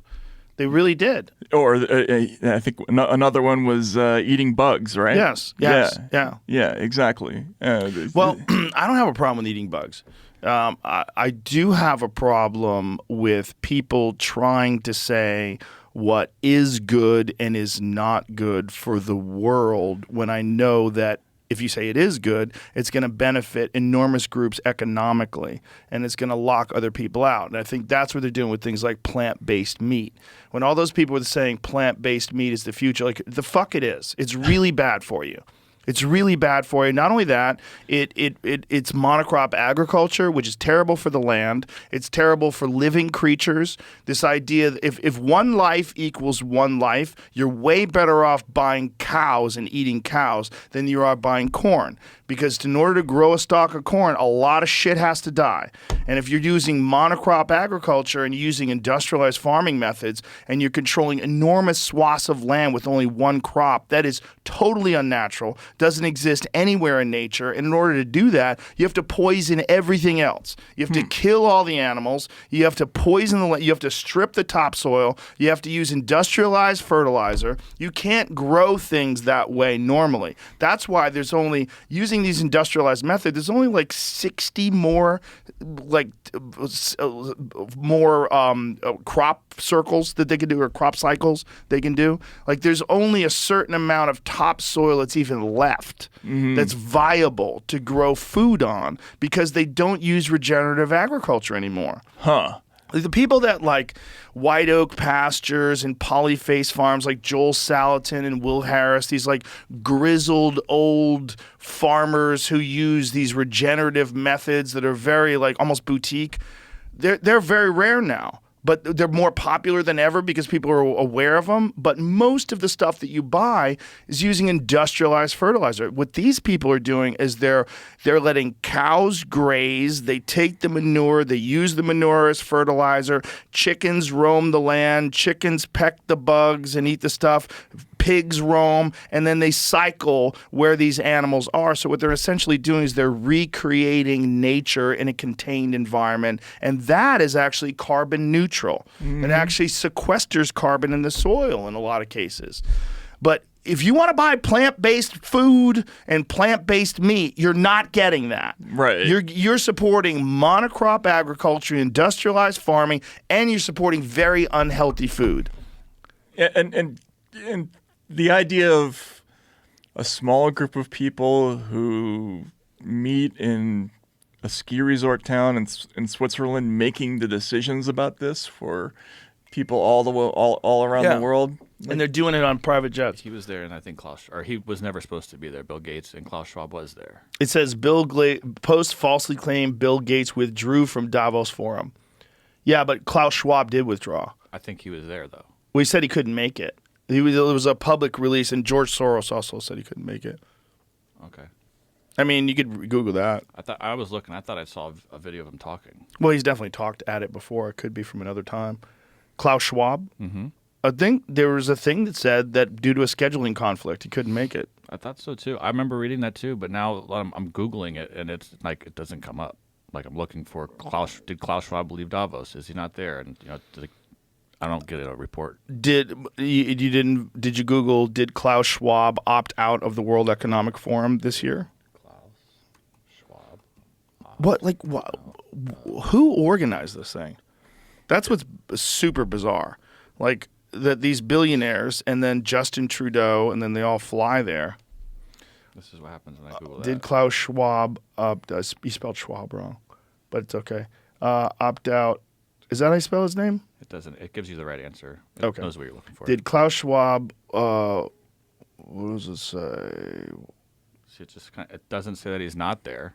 It just sort of seems like he's there. I don't know. It was confusing. That's why I was trying to just clarifying. Okay. I mean, it's just part of this whole infrastructure with Well, Aspen Institute, World Economic Forum. Like, what kind of influence do they actually have? Like, why and how do they? When we have the young global leaders, when he talks about like Trudeau being one of our young global leaders, and this is what they do. They get their young global leaders that are indoctrinated into the World Economic Forum's ideas, and they implement them in politics. Yeah, it's the same thing as Justin Timberlake being a Mouseketeer, and then later on he gets to have a real career in entertainment. I mean, it's right. It's the same. It's the same exact concept. They bring people along. There's a feeder system for how people become powerful politicians. We've seen how it works. You can, if you want to be a financial regulatory official, you run a desk at Goldman Sachs for a few years, and next thing you know, you'll be running the World Bank and in Canada, or running the you'll be the chief economist of the World Bank, or you'll be the chief economist of the ECB, or the Bank of Canada, or whatever it is. There's just all these places where politicians come from. You do a tour in the military, maybe even in the CIA. Maybe you work for a consulting firm like McKinsey. You do a little time, working for, this or that politician as an aide, and then, they raise some money for you to become a candidate in Congress, and next thing you know, you're running for president. Like they know how they do these things, right? Like the politicians don't come from too many places, right? And right. Especially in America, we've got a pretty stable system of how that works. But the global thing freaks me out a little bit. Like this idea that leaders from all over these countries are getting together and setting an agenda that may be completely contrary to what people in the individual nations might want. That's upsetting. Like that seems totally anti-democratic and disturbing. And I don't know. I have a lot of fears about that. So yeah, as do I. And this is a fairly new thing in terms of like the public zeitgeist. Like people didn't know about the World Economic Forum 6-7 years ago. At least most people didn't. They didn't hear about it. They didn't hear about Klaus Schwab and you will own nothing and you will be happy. When you hear him say stuff like that and hear them talk about young global leaders, you're like, what is happening here? Like you seem like a bad guy in a science fiction movie. Like he wears that crazy outfit that I show you, the picture we have in the bathroom. Yeah. Like, could you be any more obvious that you're fucking insane? Like you're an insane, megalomaniacal dictator type character who wants to run the world, and you're literally dressing like a Star Wars character. Yeah, there's got to be some weird sexual fetishism thing going on there. Pull that too. picture up, Jamie. You know that nutty picture. That picture is so every time I go to take a leak, I look at that picture. That's why it's there. Because I'm like, what kind of freak shit is that guy into when no one's around? Because if you're dressing like that publicly and you're telling people they're going to eat bugs and that you're going to own nothing and everyone and then when people catch you on it, you go, those are conspiracy theories. We have nothing to say to those things. Like, look at that fucking outfit. He looks like a space druid. That's awesome. It's amazing. Yeah. The fact that he chose to leave his house dressed like that, like, yes, I will adjust the peons. All the public needs to know that we are in control. Look at this guy, like that weird star on the right one and whatever the fuck it says on the left one. Right. Yeah. Yeah. But on his vest, like what is that thing on his vest? Is that the same thing? What is that symbol? It looks like a sun. Right, but what does it stand for? I could look that up. Fucking- There's also a goat with a cross. Oh, on a its head. fucking bull. goat with a cross in It's its a bull. head. It's a bull, I think. Whatever it is, a bull. Jesus Christ, you fucking Sci- psychos. Science, ingenuity, truth, I think is what that says. I almost wish that I didn't have this podcast and I could just go and hang out with those people. But doesn't that look like the outfit? That's not him. Wow, look at that I one. don't think that's him. No. Well, how about The Great Reset? He wrote a book called The Great Reset, and then they denied that The Great Reset is the thing they're working towards. Like, bro, you wrote a book. Right, yeah. You wrote a book. Yeah. It's called The Great Reset. This is not like the fucking, like the Steele dossier. Like, Trump didn't write a book called The Steele dossier and say, I never peed on anybody. Like, this is what you're doing. Right. Or isn't New World Order another term that they? Yes. Right. You see it on the background of, some of their events, but How do they have influence, though? Like, other than, like, are they just financing politicians? And so they have this meeting where they get together and they say, oh, this is what we want you to do. And it's just understood that if you follow those people and you do that, you'll have some sort of a career, like almost like a workshopping thing, like a conference for people to get together that are fucking aluminum siding salesmen, and like they find out what's the new tech and what's the latest stuff and sales techniques. I assume it just works the same way that think tanks work in the United States, right? Like if you Here it goes. It was founded on the 24th of January 1971 by German engineer and economist Klaus Schwab. Jesus, he founded that in 71? The foundation, which is mostly funded by its 1,000 member companies, typically global enterprises with more than $5 billion US dollars in turnover, as well as public subsidies. I'd like to find out what those subsidies are. Views its own mission as improving the state of the world by engaging business, political, academic, and other leaders of society to shape global, regional, and industry agendas. Boy, does that sound gross. yeah.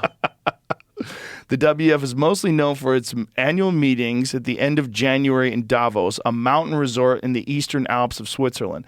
The meeting brings together some 3,000 paying members and selected participants, among whom are investors, business leaders, political leaders, economists, celebrities, and journalists, up to 5 days to discuss global issues across 500 sessions.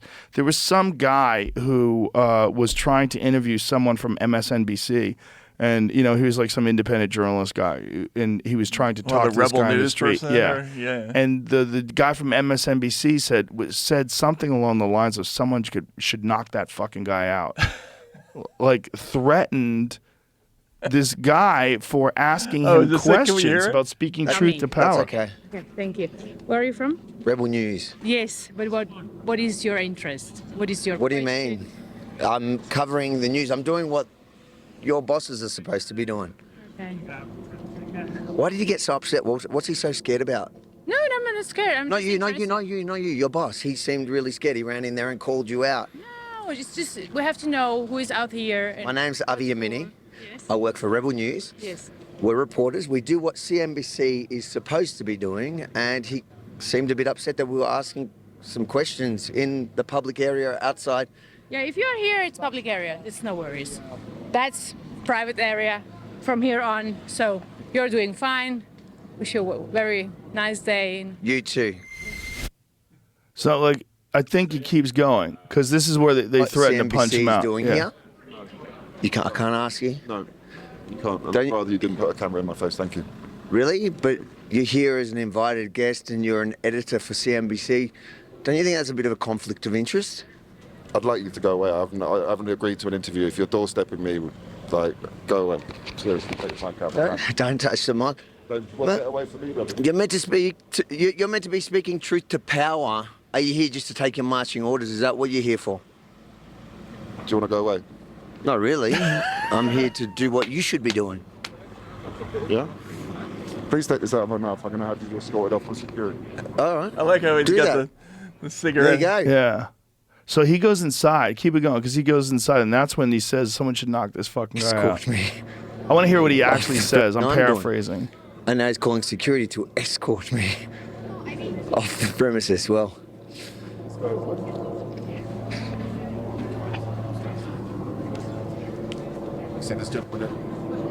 what's the problem? You're my problem. You've been very rude to me this morning. You haven't asked me anything, so I'd like you to take the camera off me. I've literally asked you questions politely, which should be your That guy job. just littered, you fucking That's piece of your shit. job, sir. I'm doing your job. I'm just not getting paid for by Klaus Schwab. You were inside as he walked in a bit upset. What did you hear him say? I heard him say, I'm going to paraphrase it because I don't have the exact thing, but he came in sounding quite angry, saying, I'm going to punch him out. Paraphrasing there, he's knocked out, punched out, but, you know, he wanted to hit you. Yeah, and there's an actual recording of it. Okay. But whatever. We get it. We get it. Is that same guy the guy that got set up by Jim Jeffries' show back in the day?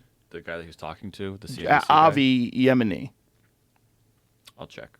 Please check. I think he is. I think he's a guy that got set up and they took a bunch of his words out of context and tried to pretend that he was saying something horrible and he wasn't. And he had a recording of the entire event because he recorded on his cell phone knowing that they were going to set him up. If it's not that guy, we have to edit this part out. Activist exposes Jim Jeffries' deceptive tactics. Yeah, that's him. Yeah. Yeah. I actually have a story that's very similar to that. Really? One of the things I wanted to talk about. Sorry. Go ahead. No, that was yeah, just that was the end. autoplay. So the first time I got sent to cover the presidential campaign for Rolling Stone, it was in 2004, and I was on the plane with Kerry, you know, and it's teeming with journalists, obviously. And there was a story that came out. Probably everybody's forgotten it, but there was a story that turned out to be fake that Matt Drudge put out about. Well, maybe it wasn't fake, but it was at least not proved. That Kerry had a secret mistress in Africa, right?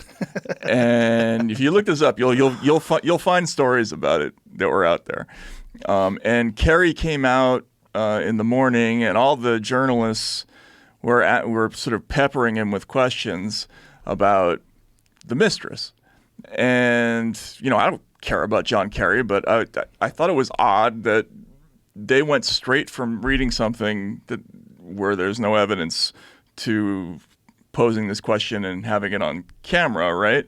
So I asked some of the journalists, and I was kind of the new kid. I said, why were you doing that? Like on the basis of what were you asking that question? And the minute they perceived that I was actually trying to ask another journalist a question, like for a story, this one guy, he sort of steps in front of all the other ones and he says, dude, this is a fucking no-fly zone, right? Like, in other words, we don't cover each other in here, right? Like that was the message. And like from that point forward, I was always in the back of the plane, like with the tech people, whenever I covered presidential politics, because the press does not like it.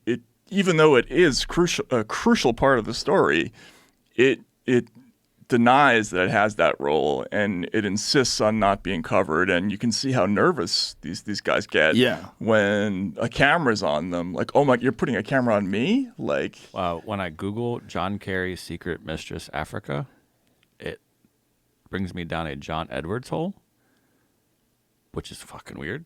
That is bizarre. But when you put it into Bing, I get a story. Oh, so Microsoft won't censor it, but Google will. Like, there's a couple stories about that. Like John Kerry stuff comes up when I look at that. Different John Kerry stuff? Yeah. Where it doesn't redirect to John Edwards, you know. So that's even weirder, right? Like you're getting different versions of reality based on what search engine you're using? using? Most certainly do. If you use DuckDuckGo, you just get what's out there. And when you use Google, you get really, like, I noticed that during the pandemic. There was a doctor that had a heart attack immediately after taking his second shot of, I think it was Moderna.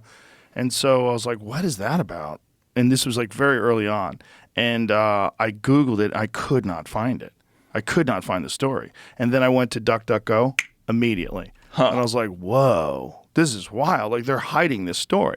Right. So they would hide certain stories because they thought that they would increase vaccine hesitancy. Yeah. Yeah. See, it's terrifying. Right. You're carrying water for the pharmaceutical companies, which is really spooky. Because, I mean, you want to talk about the people that have had, like, the biggest criminal fines in U.S. history. And they've been lying about the adverse effects of their medications forever. Right. Withholding information in order to gain a profit. And then you're hiding stories. Right. That may implicate them in someone's death. It might be somehow or another involved. Like, we don't know. and you're just hiding it? Why are you hiding that story? I Googled Florida doctor adverse reaction vaccine heart attack instantly on DuckDuckGo. I get all these articles about this guy that died. Couldn't find shit on Google. Wow. Well, I mean, look, they've gotten very sophisticated in their ability to suppress certain things, you know? Yeah. I mean, and you know, this is where you see the influence of, you know, how money works with the content suppression thing. I mean, like you take something like the Digital Forensic Research Lab for the Atlantic Council. It's one of the things that these platforms use to decide whether or not a news story is true. But if you look at where they get their money, you know, it's the German Marshall Fund, which is a mishmash of sort of sovereign wealth funds and Fortune 500 companies. So it's you're paying for the fact check essentially, right? Like that's how all of these sites that are allegedly deciding what's true and what's not, they're all influenced, you know. And that's another thing that drives me crazy is this persistent belief that people have that you can objectively decide what is true and what is not somehow. It doesn't work like that. The only way it works is you either over time you come to trust some stations over others because they have a record of being more right about something. Like that's the only way it works. Yeah, independent fact checkers. When the independent fact checkers review certain things, and you find them on social media where they have like little warning or a little notification afterwards, and you actually go down the rabbit hole and say, well, what have you done? Like, what is a lot of it is subjective. They've just decided that this is not true or decided this is partially true. Or it's missing context. That's their favorite thing. Yeah, missing context is great. Missing context, right? Like, oh, it's true, but here are 8 reasons why you should think otherwise. Like, you know, like that's not our job, you know. And by the way, reporting by itself is fact-checking. That's the whole point of it. Like, we don't need a separate thing called fact-checking, right, to go with report. That whole phenomenon drives me nuts. But It's weird though that we don't have. I mean, it used to be Snopes, and a lot of people used to go to Snopes. But then I read about Snopes, and you find out all the wacky shit about the people that are involved in Snopes, and that the guy who's the head of it is like very heavily left leaning, and then he married a prostitute, and like all kinds of wild shit. It's like Snopes is not like some like rock solid, independent, purely objective organization that is dedicated to the dissemination of truthful information. Like, no, they're like fucking heavily left leaning. Right. And in subjective circumstances, when it's subjective whether or not this is real or not real or lacking context or whatever, like they can paint a narrative that it at least is biased. I mean, every outlet is subjective, but that's why you have to allow them all. Yes. You know what I mean? Like, we're grown-ups. Let's read all the stuff, and then we'll decide. You know? Yeah. But they don't want to do it that way. They want to have a hierarchical system that decides what's more like you talk about Google's search engine.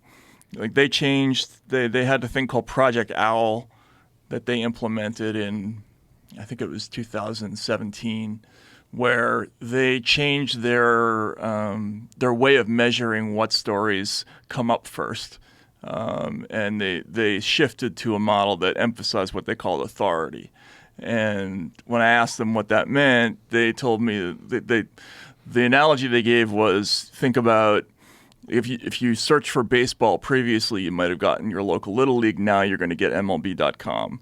Right, so whatever we consider the more authoritative source, and that's based on surveys of people, what people think is authoritative, that's what's going to come up first. So instead of, if you search for, let's just say, Trotskyism, instead of getting the world's leading Trotskyist website, right, which is the World Socialist website, you will get like a New York Times story about Trotskyism instead, right? Because they want to push you towards the authoritative source. Right. But that's subjective, right? And again, it's hierarchical, and it's away from the spirit of how we would like to ingest information, which is just let's see all of it and make our own decision. And if you did come up with your own search engine or your own fact-checking organization that decided what's true or is not true, the real fear would be that would eventually get compromised, and that someone will come along and they'll pay for your advertising and do this and do that, and then slowly but surely get their hooks into you.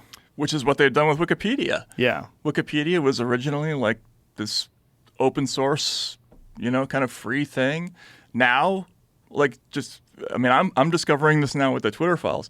You can't get Twitter files information into Wikipedia because they will not recognize what they call I forget the term they use. It's not an authoritative source. It's like a recognized source or something like that.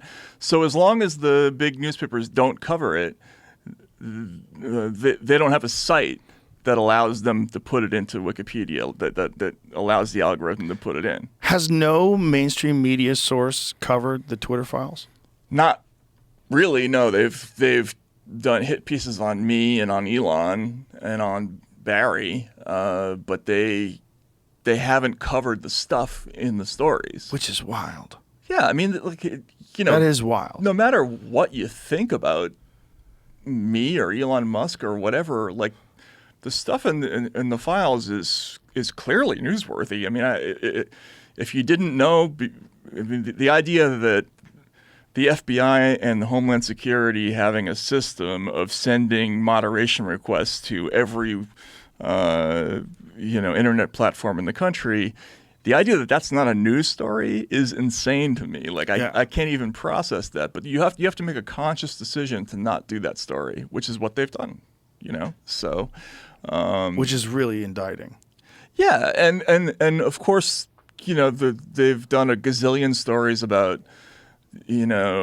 how I've become this evil sellout right-wing character. The Washington Post actually humorously described me as a conservative journalist, and they scrubbed it within a day because there was so much blowback on Twitter. But I don't care about that so much because I'm used to it by now. But it's a message that's sent to other journalists, which is if you step outside the club, we're just gonna dump buckets of shit on you all day long, and that's gonna be your life forever, right? Like you're just and you have to get used to that. And so, that's a new part of the business. Like once when you broke a big story, you got like plaudits from your peers, and now it's a very different thing, but you still got to do it. Definitely. You still got to do it, but more importantly, when they continue to do that and call someone like you a right-wing journalist or call someone a far-right this or an alt-right that, and then people objectively know that that's not true, then it undermines all of their credibility and slowly but surely dissolves all confidence that people have in every other story they come out with. And that's what we're seeing. That's why what New York Times is today, to the generation that's coming up today, I used to deliver the New York Times just because it was the New York Times. It wasn't even profitable for me. I thought it was cool that I was delivering the New York Times because I delivered the Boston Globe and I delivered the Boston Herald, and I got a route for the Times. That's awesome. And the Times is a pain in the ass because I had to drive, like, if I was doing the Boston Globe, which was the most popular paper. Wait, what town were you in? Boston. Oh, Newton. okay. Newton. Newton. So I would get up every morning. I'd work 365 days a year. You have to deliver every day if you have a paper route. I used to have a paper route in Massachusetts too. So I would get up and I would go to the depot. I'd pick up my Heralds. I'd pick up my Globes at a different place. Then I'd go and get my New York Times at a different place. And the New York Times was a nightmare because, like, if I was going to deliver to the Boston Globe, if I'm on one street, I might have 10 houses on the street. But the fucking Times, I might have one and then might have to go a mile to my next house. And you gotta carry the bag the whole way, right? And Yeah. I would try to coordinate my routes, right? So I would have a route that was all the Globes, and then I have a route that was the Heralds, and then I would have the Times. And the Times was a nightmare, but I delivered the Times just because it was the New York Times. Because you thought it was cool. It was cool. Yeah. They had a blue plastic bag. Everyone else had a white one. And, it's like if that guy got the Times delivered, that's a smart dude. That's a guy who's reading the New York Times. And I read the New York Times. So I was like, I'm going to deliver the Times. Like I felt like I was a cooler person for delivering the New York Times. That does not exist with 21-year-old people of today. No. When I was 21, that was like, I had aspired to be a more intelligent, more well-read person, and that to me was a symbol of that. And I would get a free copy of it every day, and I would read it after I was done working. That doesn't exist anymore. Nobody gives a fuck about the New York Times, and they think about them as like some left-wing Tumblr blog. Right. And that's what it is. It's like, yeah, it's not even like the establishment paper. No. It's just.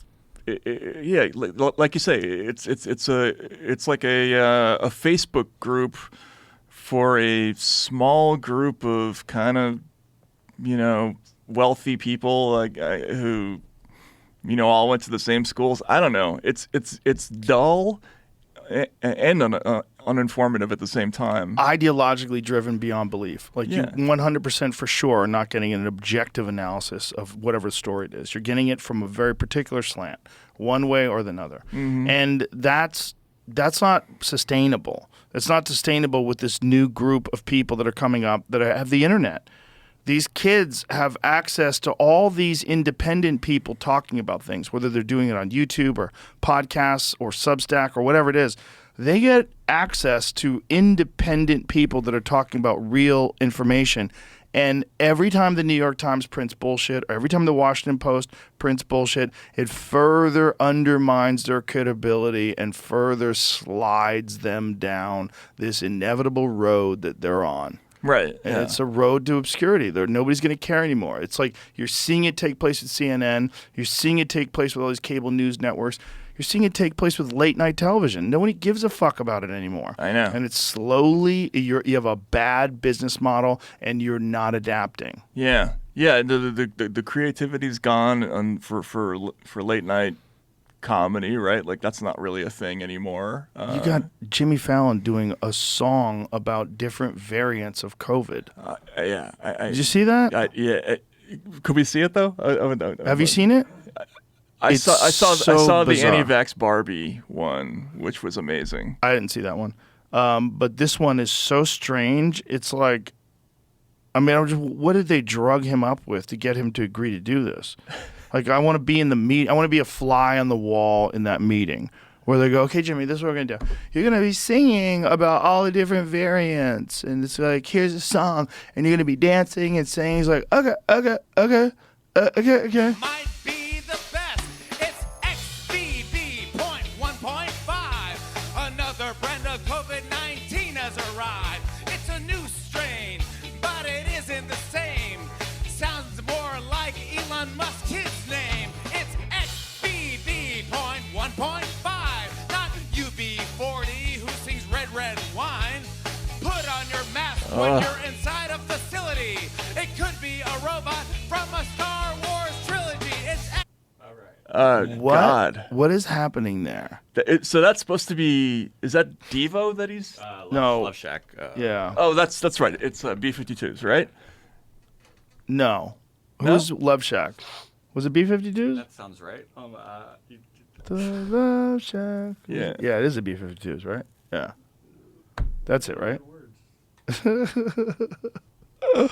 Yeah, you're right. You're right. Of course, yes. Oh, God. But that's just like straight up. What is that?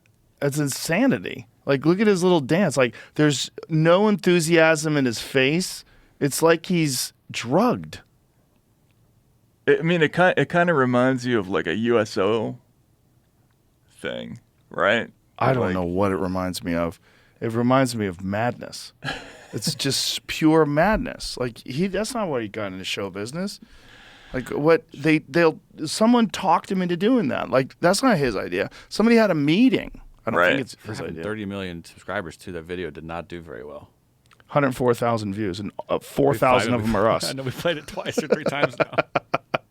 That's really... Yeah, nobody gives a fuck about that. That's nonsense. How do they have that many subscribers, too? They probably buy them. That's the problem, too, is like you're finding out how many people buy social media followers. Right. Yeah, and that people were selling blue check marks at Twitter. That's the other weird thing, where they were selling verified accounts. So like you could pay someone and they would get you verified.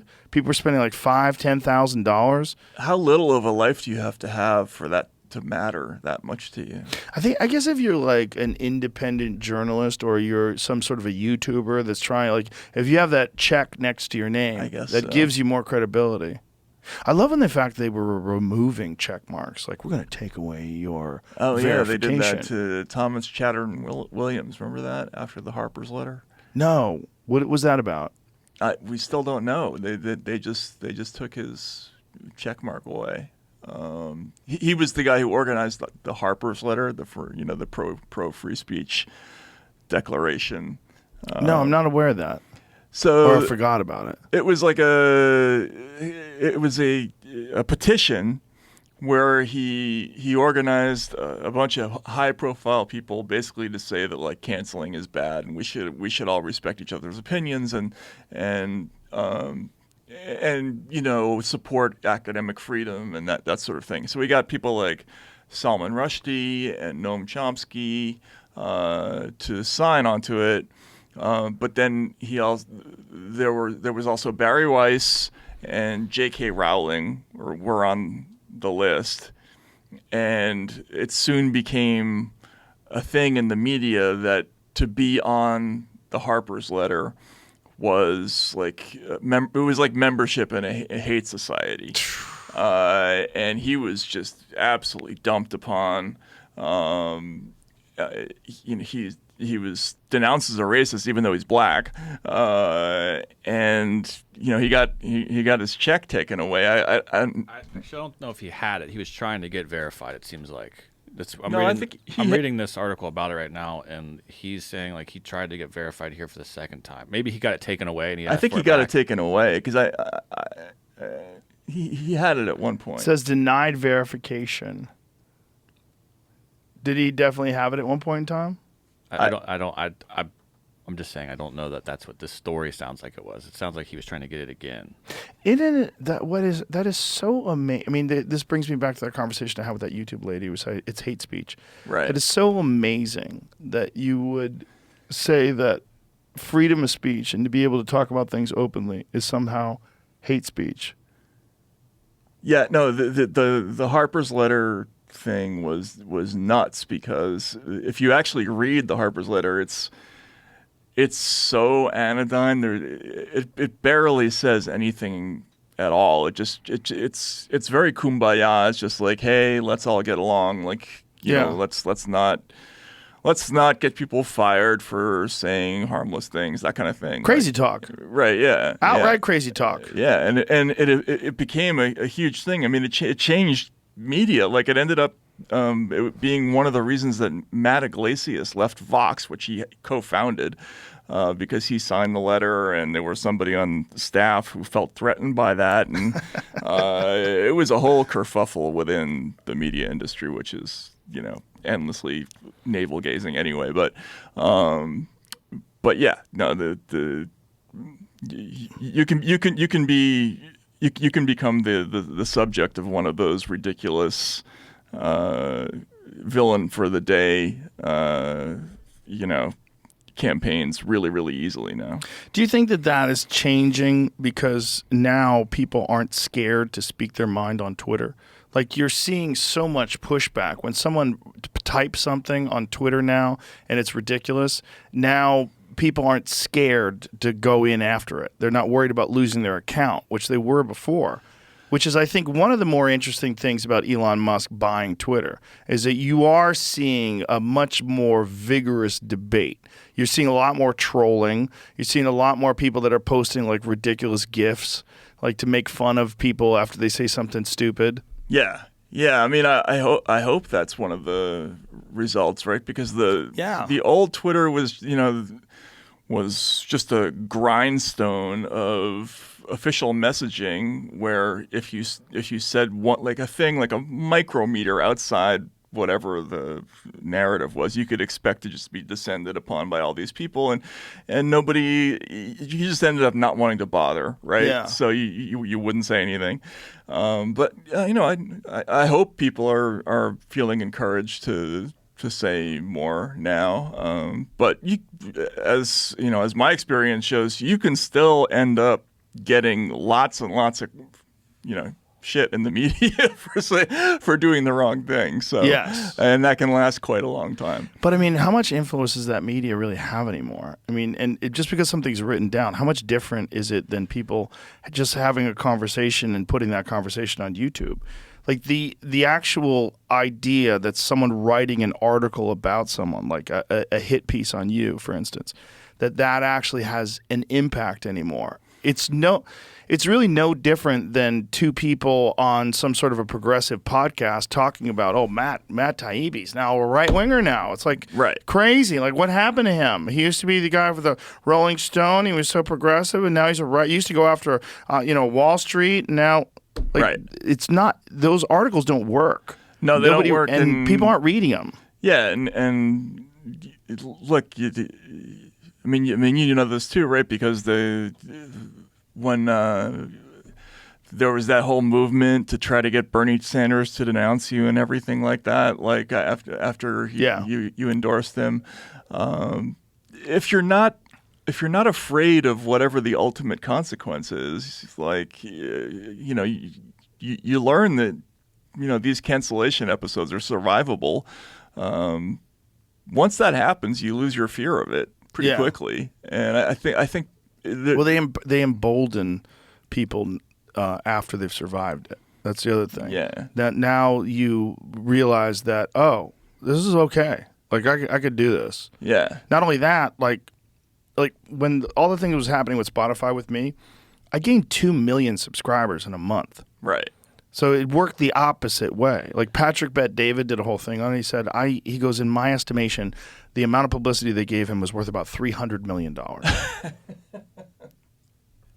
That's great. Yeah, but that's the new world. Right. Whereas using those methods before we had independent journalism, before we had the internet, before we had YouTube and all these different ways that you could just get a message out, it was a death sentence. Yeah. If they all came at you in targeted fashion like they did, you're fucked. Like they were going to change the narrative of you, and it changed the narrative already with some people. Some people still believe certain things about me because they read it on CNN or they heard it on CNN. Sure. There's no way you can get around that. But for most people that are actually paying attention, all it does is undermine the credibility of those sources. Anybody who's calling you a right-wing journalist, like anybody who knows you, knows that's straight horseshit. Right. So like the amount of damage they're doing to their own reputation by printing that, the individual author and the publication itself, the publication should be terrified of anybody that would be so willing to undermine their credibility by calling you a right-wing journalist for just one point about one thing that they disagree with you on. So they're going to make this blanket statement that's so patently untrue and so obviously researchable. Right. You should, if that was my news organization, I'd be like, what the fuck are you doing? Do you know what damage you're going to do by calling him a right-wing journalist? Now, what 100,000 people that are going to read this, you got 50,000 people that now think you're capable of being full of shit. Right.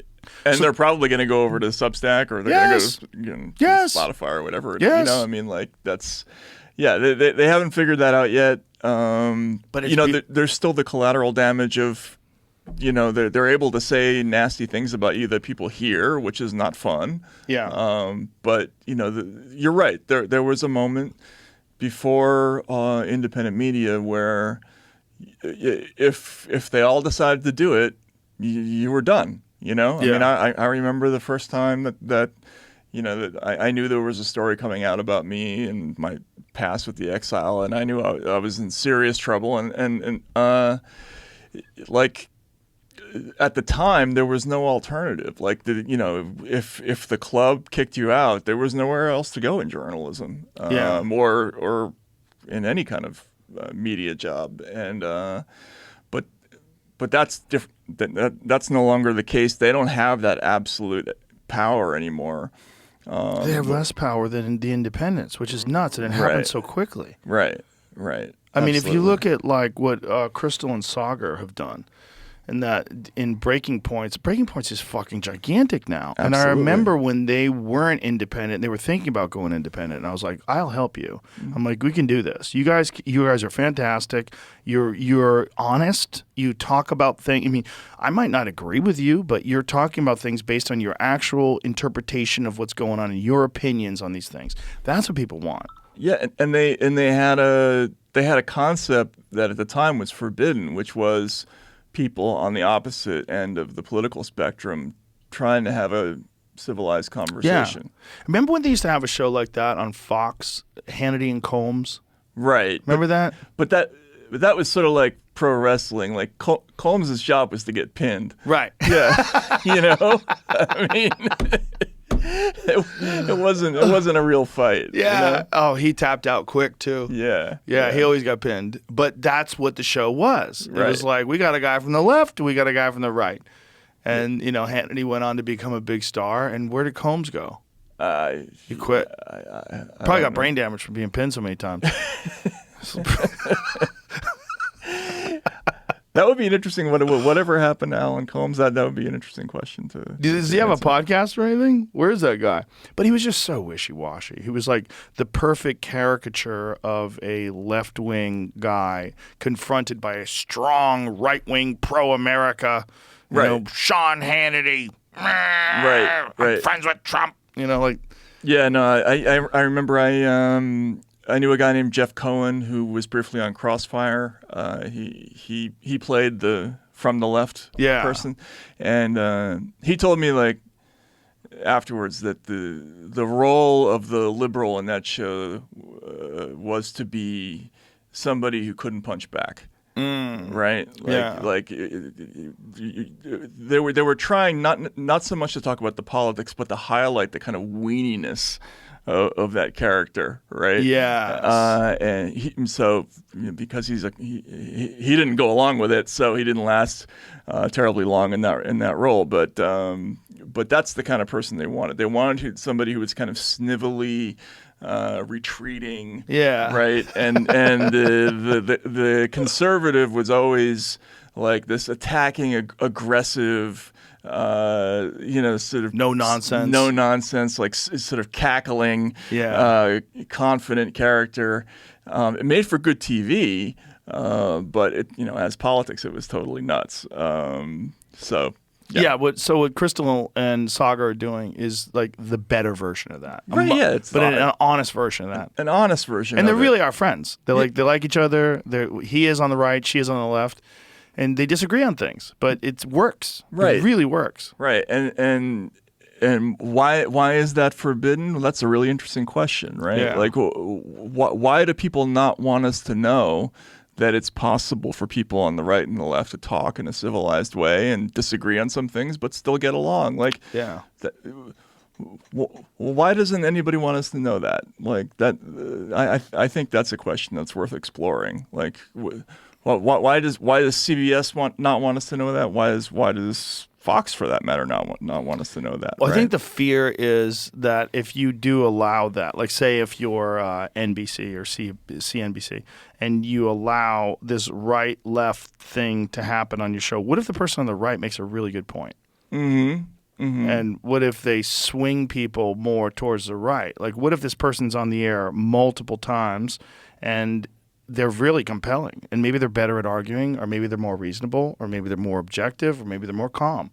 Maybe they're whatever about them is more attractive than the person who's on the left. Now all of a sudden you got a problem, because now you have people that are tuning in specifically for this one woman or one man who is right-leaning on a network that has a progressive agenda. You have a left-wing agenda. Right.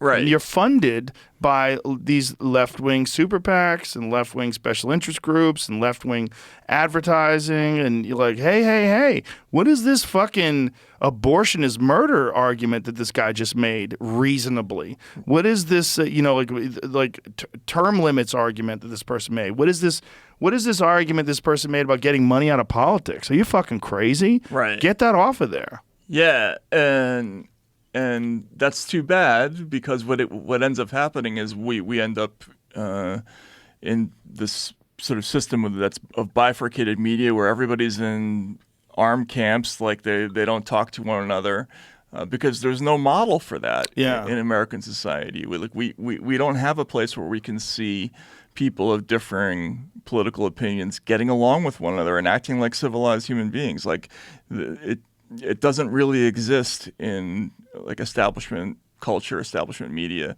but people. That's why people are rejecting it, because they know, like they're picking up their kids at school and talking to their neighbors who they know have totally different politics, and they're getting along fine with them. Yeah, right. And so they know it's a lie.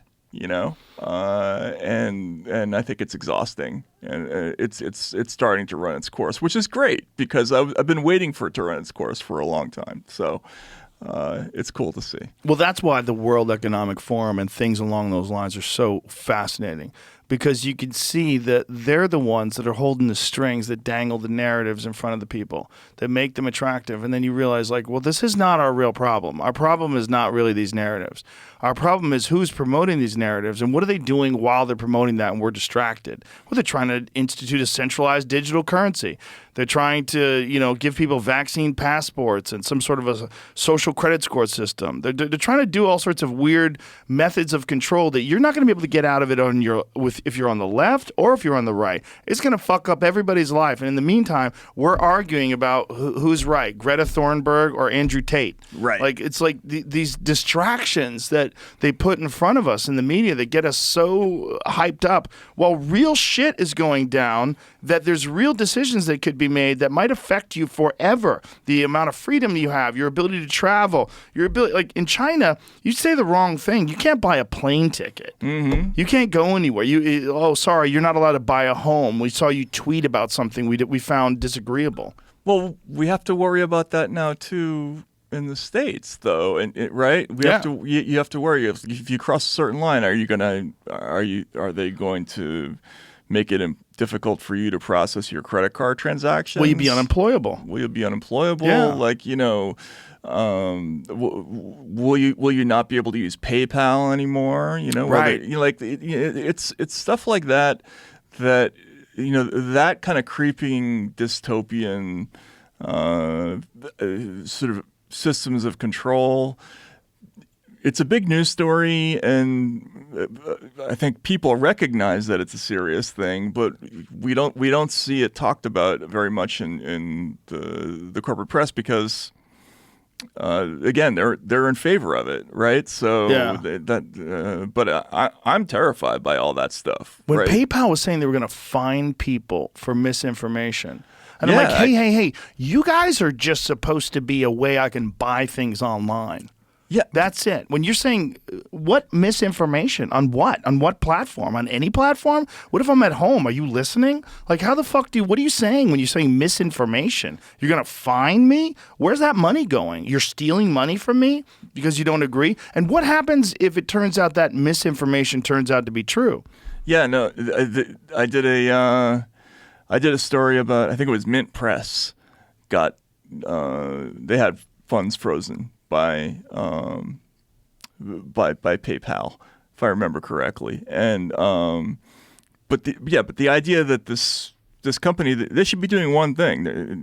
They're trying to make a transaction happen. Yeah. Why are they in the truth business? Exactly. Like that can only happen if something has gone wildly wrong in society, and somebody feels the need to start using all these different pressure points to control people, like whether or not you can process credit card transactions, or PayPal, if you leave a record of certain kind of web surfing, maybe that's gonna be a negative that will appear somewhere. Like that stuff is all scary. Like it's a serious problem, I think. Especially when it comes to money. Like you can freeze funds, you can move money around, so you can withdraw money from someone's account because you think, like, what was it, like $2,500 or something around those lines? Something like that. Some fine that you would get for misinformation. So if your grandma posts some crazy shit about Trump really winning the election, you have a crazy QAnon grandma, like, they're gonna steal her money?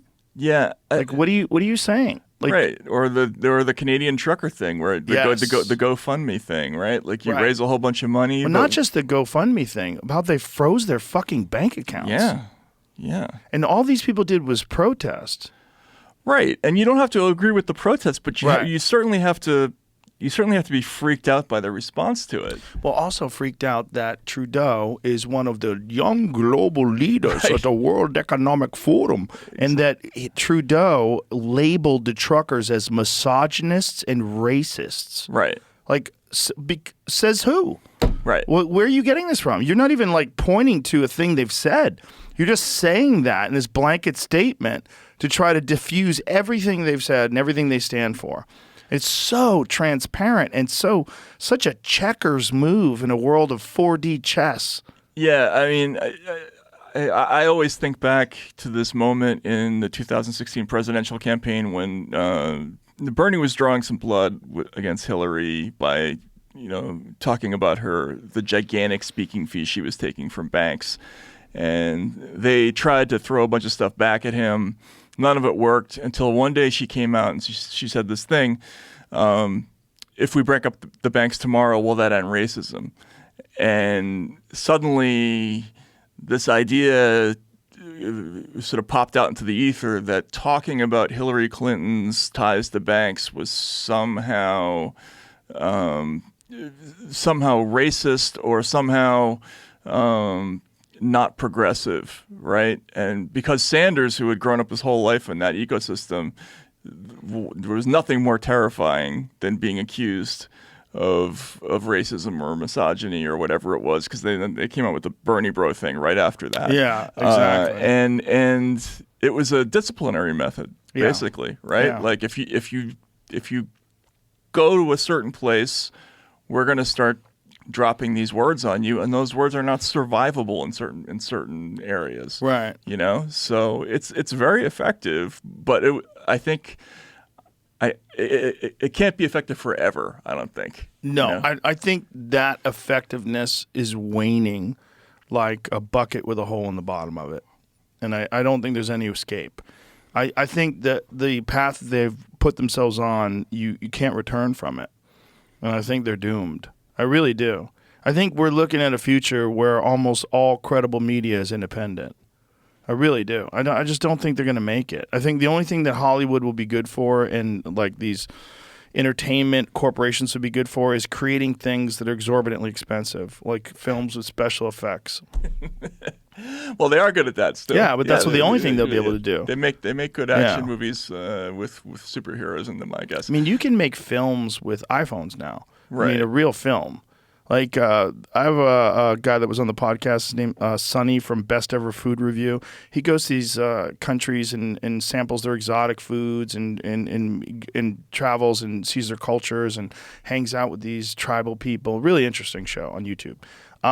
He went to Egypt, and they confiscated all of their equipment, everything. They took all of their cameras, even though they had visas, they had working visas. He said it's the worst place to film. They're very restrictive. And since then, because he made a video about it, they've actually changed the laws.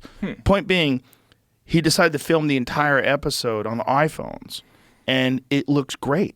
Right. It looks amazing because these new iPhones are so fucking good, and these new Samsung phones are so good. You don't need really complicated equipment anymore. You can make a really great 4K video with your phone easily. Right. You have plenty of storage. It's not hard to do. Yeah. And so that's what they did.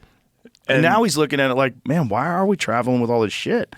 I could just have my cameraman use iPhones. Yeah, and you don't need a big institutional backer anymore. So, and if the only way they can fight back against independent content creators is by calling every single one of them a racist, misogynist, right winger, or whatever. Pretty soon you're going to get to the situation where we're near it now, where all those people like are running into one another, and like every single one of them in a room has already been through episodes like that, right? Yeah. It loses its power at that point. Once you've done it to 1 million people or 2 million people, like people stop being shocked by the term. It's cry wolf. Yeah, exactly. So it's a weird time, really interesting. Yeah, it's fun. Yeah, it's fun to watch everything get fucking thrown up into the wind and scatter all over the place. It's fun. It is fun, and I'm actually having fun with the job for the first time in a long time. So I hope you are too. I'm having a great time. Yeah. Do you enjoy doing Substack and being independent and doing things the way you do and doing your podcast? Are you enjoying that? Yeah. I mean, it's a little different because I used to have the luxury to spend 10 weeks on investigating something, and I don't anymore. I got to crank stuff out, right? Yeah. But I would never have been able to do this Twitter Files thing, just on a lark without asking lots of people for permission. Right. You know what I'm saying? Like, can I ask you this? How does Elon set that up? How did he approach you guys? Individually, I woke up and I got a text one day, basically, and would you like to do this? And the answer, of course, is yes. And by the way, people talk about this all the time. They want to make a big deal about, because there was an army of people after the first Twitter Files who all said the same thing. Like, imagine doing PR for the richest man on earth, right? Like, that was the universal response of all the Mehdi Hassans of the world.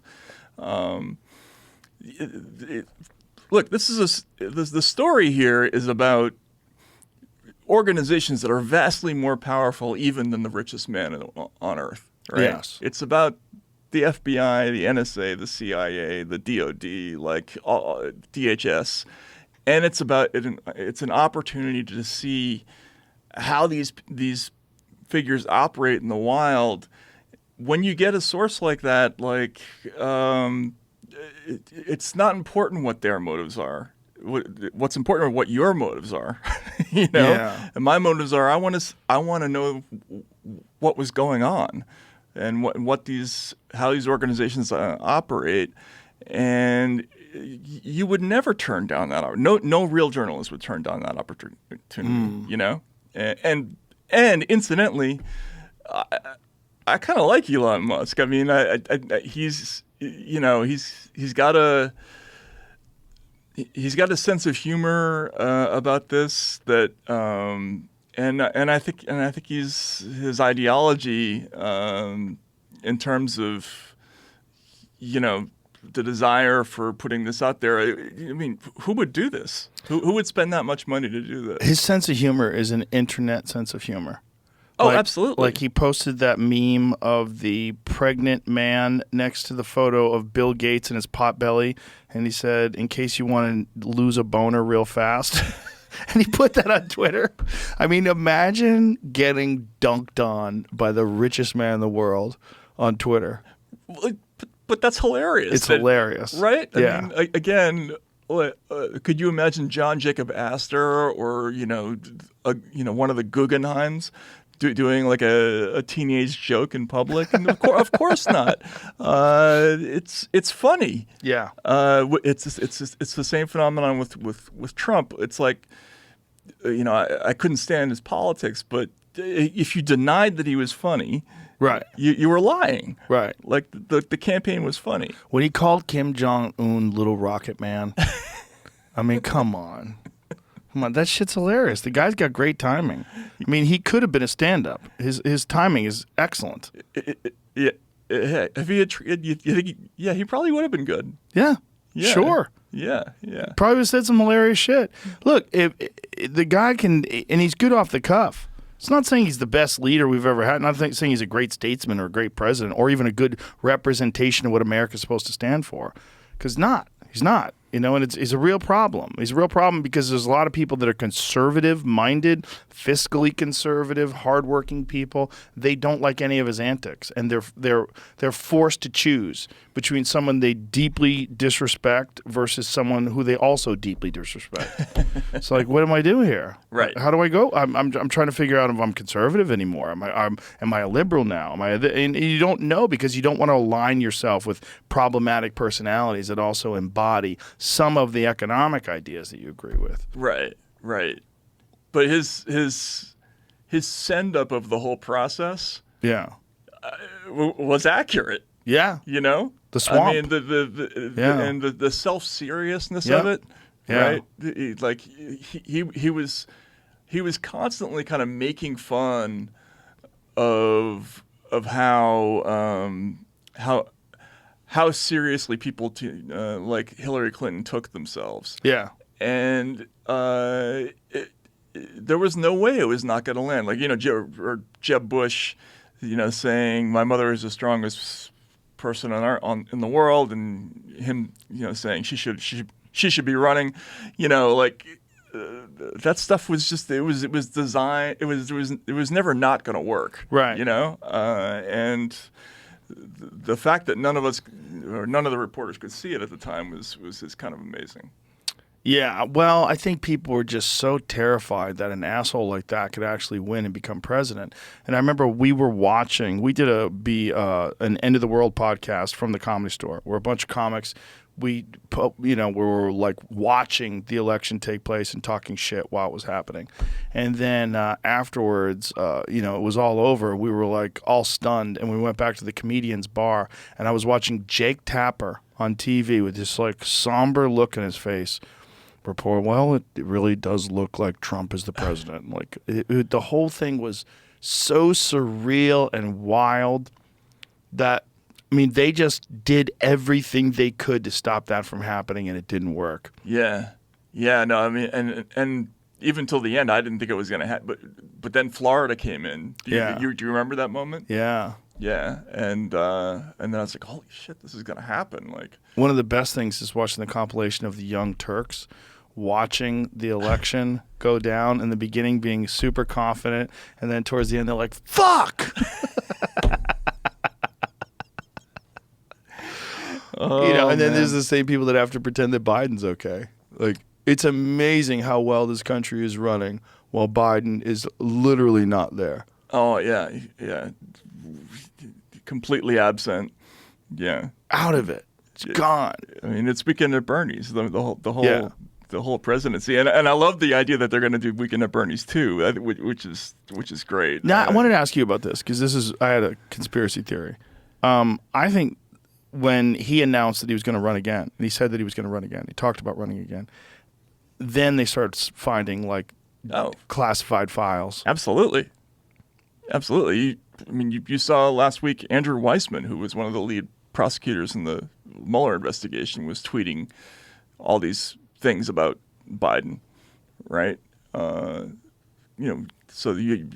there's no question that the party and maybe some folks in certain agencies were sending him a message, I think. Yeah.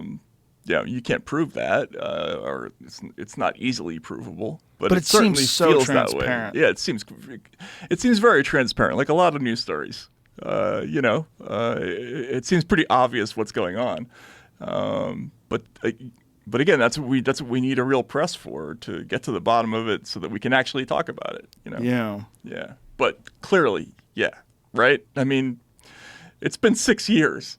They didn't go looking for that stuff in the Corvette until there was suddenly a decision that we don't really want him running again. But it's just so amazing to watch the hypocrisy play out. Like, do you not remember what you said about the documents at Mar-a-Lago? That wasn't that long ago. And at least in Mar-a-Lago, they were in a safe Oh, mine was in a locked garage. Your garage was locked? Well, those are impossible to get into. Yeah, no, they're way no harder one's to get ever into done than a that. safe. Was it in the back seat of a classic car?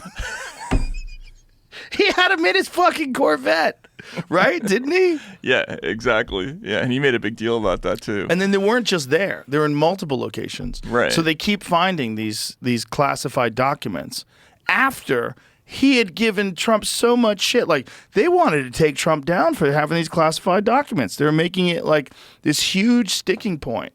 I mean, they're throwing the Espionage Act at him, which is like 5 years account for that, right? I mean, and meanwhile, Biden has even more. Right. I know. I mean, and his own aides turned him in. Yeah, it's like an Inspector Clouseau act. The whole thing it's incredible. What do you think happens in 2024? Like, who do the Democrats pick? Do you think they go with Kamala again, or does she develop a disease? Maybe she's like anxiety, or maybe she's got restless leg syndrome and she can't do it anymore. Yeah, something unfortunate's going to happen to her. I mean, look, they have to know that she's not viable as a candidate because they tried twice already to make her the candidate in the last election cycle. Well, maybe if they wait enough time. But she passage of time. It wasn't that she wasn't, reaching a contender threshold. She was basically flatlining despite massive media attention. Do you think that if they have good speechwriters and they get a hold of her and go, listen, this is your last fucking chance at this dance. Okay, we got to do this right. And this is what you got to do. You got to listen to the speechwriters. No more ad-libbing. And no more doing this. She did this a lot. We're going to write some stuff for you and no more going off script. When she goes off script, she rambles, Yeah, I think they want Gavin Newsom to be the candidate.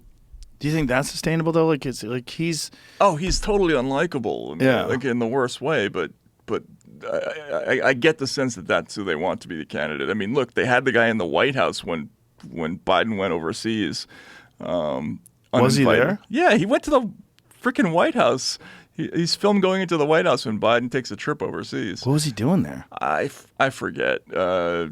But this was at the time when he was running campaign ads against DeSantis. I mean, don't you think people go ballistic if they try to do Kamala Harris and him? Because if Kamala Harris decides to stay, then what, is she the president or is he the president? And if Kamala Harris leaves, people are going to freak out. Like, where's she going? Like, something has to almost like if I was writing a script, not saying and I definitely don't want anything to happen to her, but if I was going to write a script, I would say some shit has to go down. No, I mean they can just. It could be a scandal. Yes, that's what I'm saying. Some shit has to go down. And there's stuff there, isn't there? I mean, there's stuff with her husband and finances, and Is there? Yeah, I think so. Mm-hmm. At least the appearance of it. So who would it be? It would be Gavin Newsom, and who else? I don't know. I mean, look, they've clearly tried to make Buttigieg a candidate. But he's such a fool. But he's another one of these people who was market tested extensively in the 2020 campaign. I mean, I covered that campaign. These candidates. It's somebody's idea of who would be a popular candidate. But in reality, these candidates do not register with ordinary voters. Like Beto O'Rourke was another one. Yeah. I watched him on the trail in Iowa, and voters just, he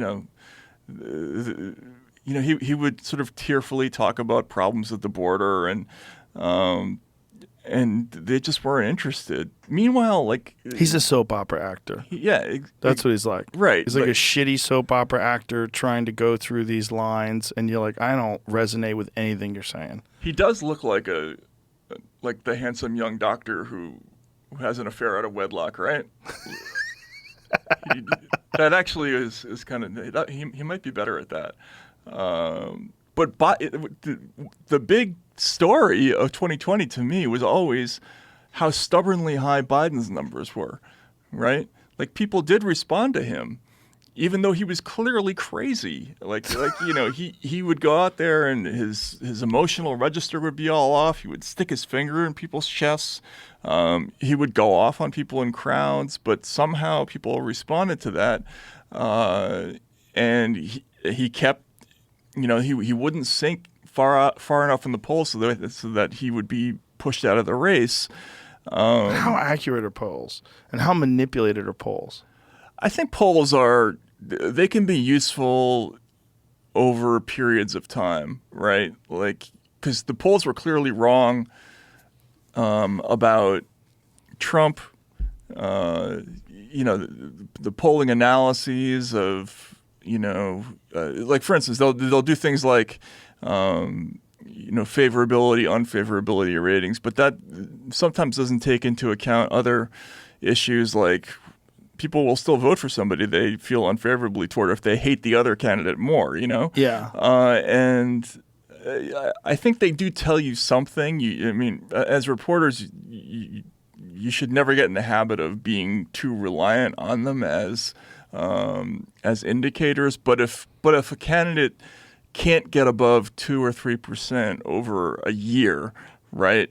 Then you might want to, take that seriously, and especially if it follows through and is matched by results. Right? Yeah. But to me, it's almost like the heavyweight division when Tyson was a champion and there was no challengers. That's true. It's like, what do I get to be excited about? Like, there's no one that seems like they could step up.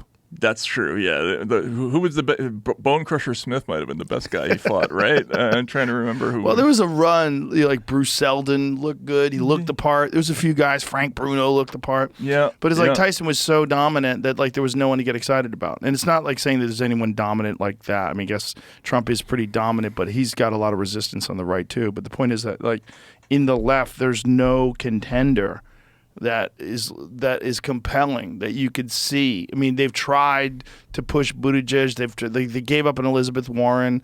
They've tried to push some of these people, but no one stands out. Yeah.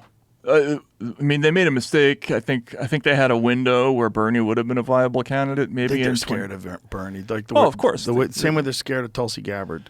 Right. They can't control her. Yeah. No. They're not organizational people.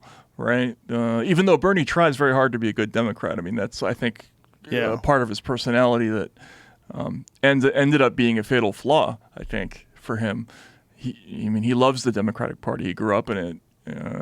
And if you talk to him about it, he'll talk about how his fond memories of the party and how he doesn't want to see it fractured.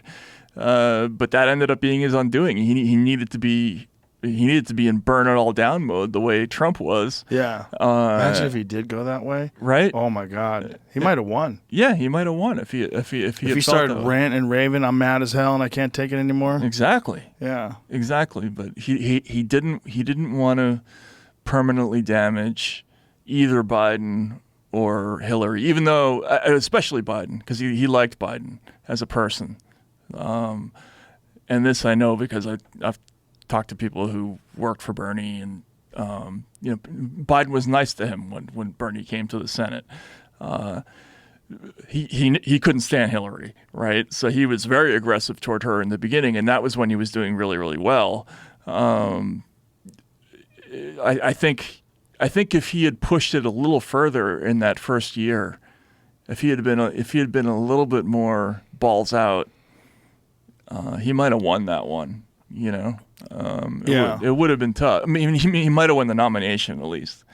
Well, when you saw the collusion between the Democrats and during the primaries with Bernie, that Donna Brazile talked about in her book, it's like there was an effort to try to get rid of him, and there's like calculated maneuvers to try to get him out of there, which is really wild. It's really wild to see the way these intricate little chess pieces move around behind closed doors. And then someone like Donna Brazile writes a book and comes out with it, and you get to see like what they were up to. Yeah, I mean, they had a whole system they had worked out, the invisible primary, and the endorsements are all lined up ahead of time, and the money's all lined up ahead of time, and but Bernie did well to fight back against that. I mean, I think his big accomplishment, looking back, is going to be the proof of concept that you can be the top fundraiser in a race without taking corporate money, which he did do in 2020. That's an important thing that he figured out. But you're right. They have lots and lots of ways to put the thumb on the scale. The difference is Trump overcame all of those. Yeah. Just with sheer bullshit and assholedom. And you know what? But on one level, that's impressive, right? Yeah. Like that, but that's what it takes, and I don't see a character like that in the Democratic side who's going to be able to pull that off. Do you? Do you think? No, I don't. I don't see anybody like that. I don't see anybody coming up, and I don't see anybody in like the distant future either. No. But do you think that Ron DeSantis can overcome Trump? Like Ron DeSantis, I think, can get a lot of people that are on the fence. Yeah, I think Whereas so. I don't think Trump can. I think so. I mean, Trump is going to have diehard supporters, and I've learned never to write him off. Like I did that after the Access Hollywood thing happened. I made the mistake of putting that down in print. I'm never going to do that again. The guy's like Jason. He never fucking dies. Like he always comes back. But DeSantis is he's survived one of the things that's usually fatal for a Republican politician, which is the approval of pundits in the Washington Post and New York Times. Like they all kind of portrayed him as the more civilized Republican alternative, and usually that's a death knell for a Republican candidate in the Trump era. But he's still hanging around, and he's a powerful enough figure. Yeah, and veteran. He's got a lot of things going for him. What he did with Florida actually turned out to have worked. Right. Yeah. I mean, I think it's going to be difficult for it's so unpredictable on the Democratic side right now. It's weird to see the incumbent party be in such disarray at this stage of a presidential race. Yeah. So I'm looking forward to covering it. It's going to be fun. I'm looking forward to seeing how it plays out without someone censoring Twitter. Right. Yes, there's that too. That's a big one. Yeah. It's a big factor. It's a giant factor. I mean, if Twitter did not censor the Hunter Biden laptop story, if that went viral and everyone knew about it and they were forced to cover it on the news and they showed the images and all the talk about 10% to the big guy and the fact that he was getting these contracts with Burisma where he's making millions of dollars, totally unqualified to get that money, should not have been in that position of power, saying that he could use his influence and saying he could connect people and get people to the dance. That was wild shit. And the fact that they came along and censored that on Twitter. And Facebook, yeah. And Facebook. And then, I mean Zuckerberg on this podcast talked about it. I remember when you did that interview because, you have moments in this period where media has been so controlled where you think, man, am I crazy or did that just happen? I thought that was a really big deal when that happened. It was a big deal. And then when that interview when Zuckerberg said it out loud, even though he had testified about it before, when he said it out loud in that setting and he kind of described it, you have this sort of almost feeling of psychological relief, like, oh, okay, all right. I wasn't crazy. I'm not crazy. You know what I'm saying? Yeah, they really are doing that. Yeah. And the thing is, when he testified about it, like you have to seek out that testimony. You have to read a review of that testimony. You could just be consuming a podcast just because you're jogging or whatever. And he says, well, the FBI contacted us. And you're like, what?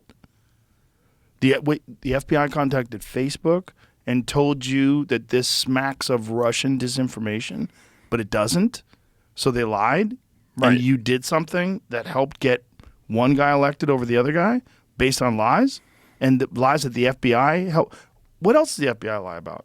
And then you get into this long history of manipulation, and you're like, holy shit. Yeah, and they're having these regular industry meetings now that we know about, right? Yeah. we're looking at the agendas of those, and it'll say other government organization. I'm sorry, other government agency briefing, right? Which is like CIA briefing.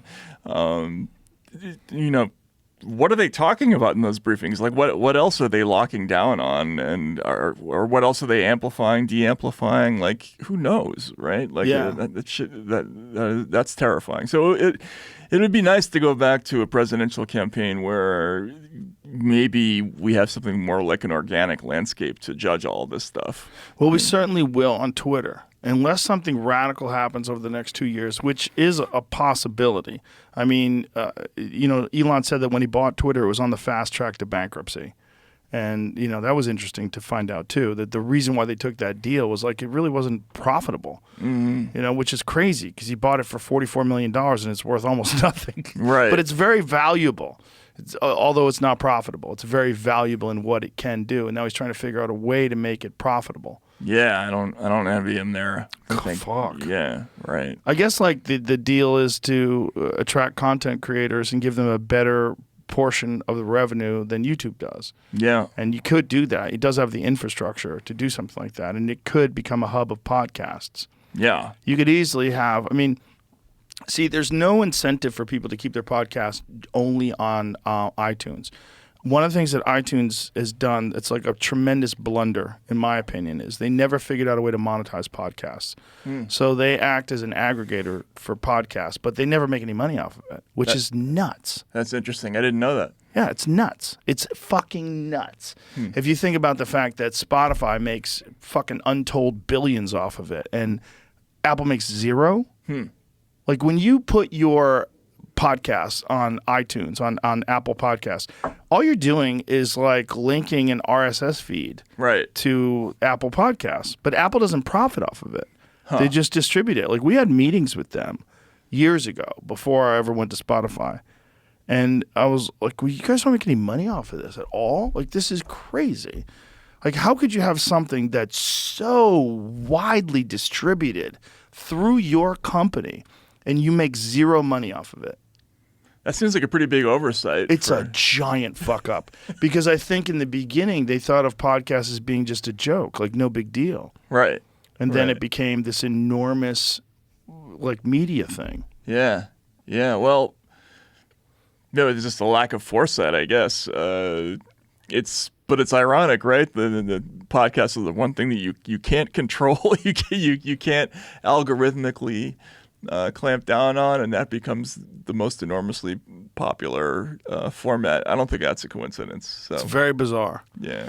Matt Taibbi, I appreciate you very much, and thank you for coming in here. Joe, thanks so much for having me. Thanks for everything you do. No, thank you. You're one of the last of the real ones out there doing it. Oh, I appreciate it, and thanks for having me on. I'm so glad your show's doing great. And are these the skulls of your vanquished enemies? Yes. This is Brian Selter. This is Chris Cuomo. This is what's the other guy's name? The one that was Jim Acosta. Yeah, they're all. I got them all. That's great. Excellent. Well, may there be more next time I come on. Yes, for sure. All right. Thank you, brother. Appreciate you. Thanks a lot. Bye, everybody.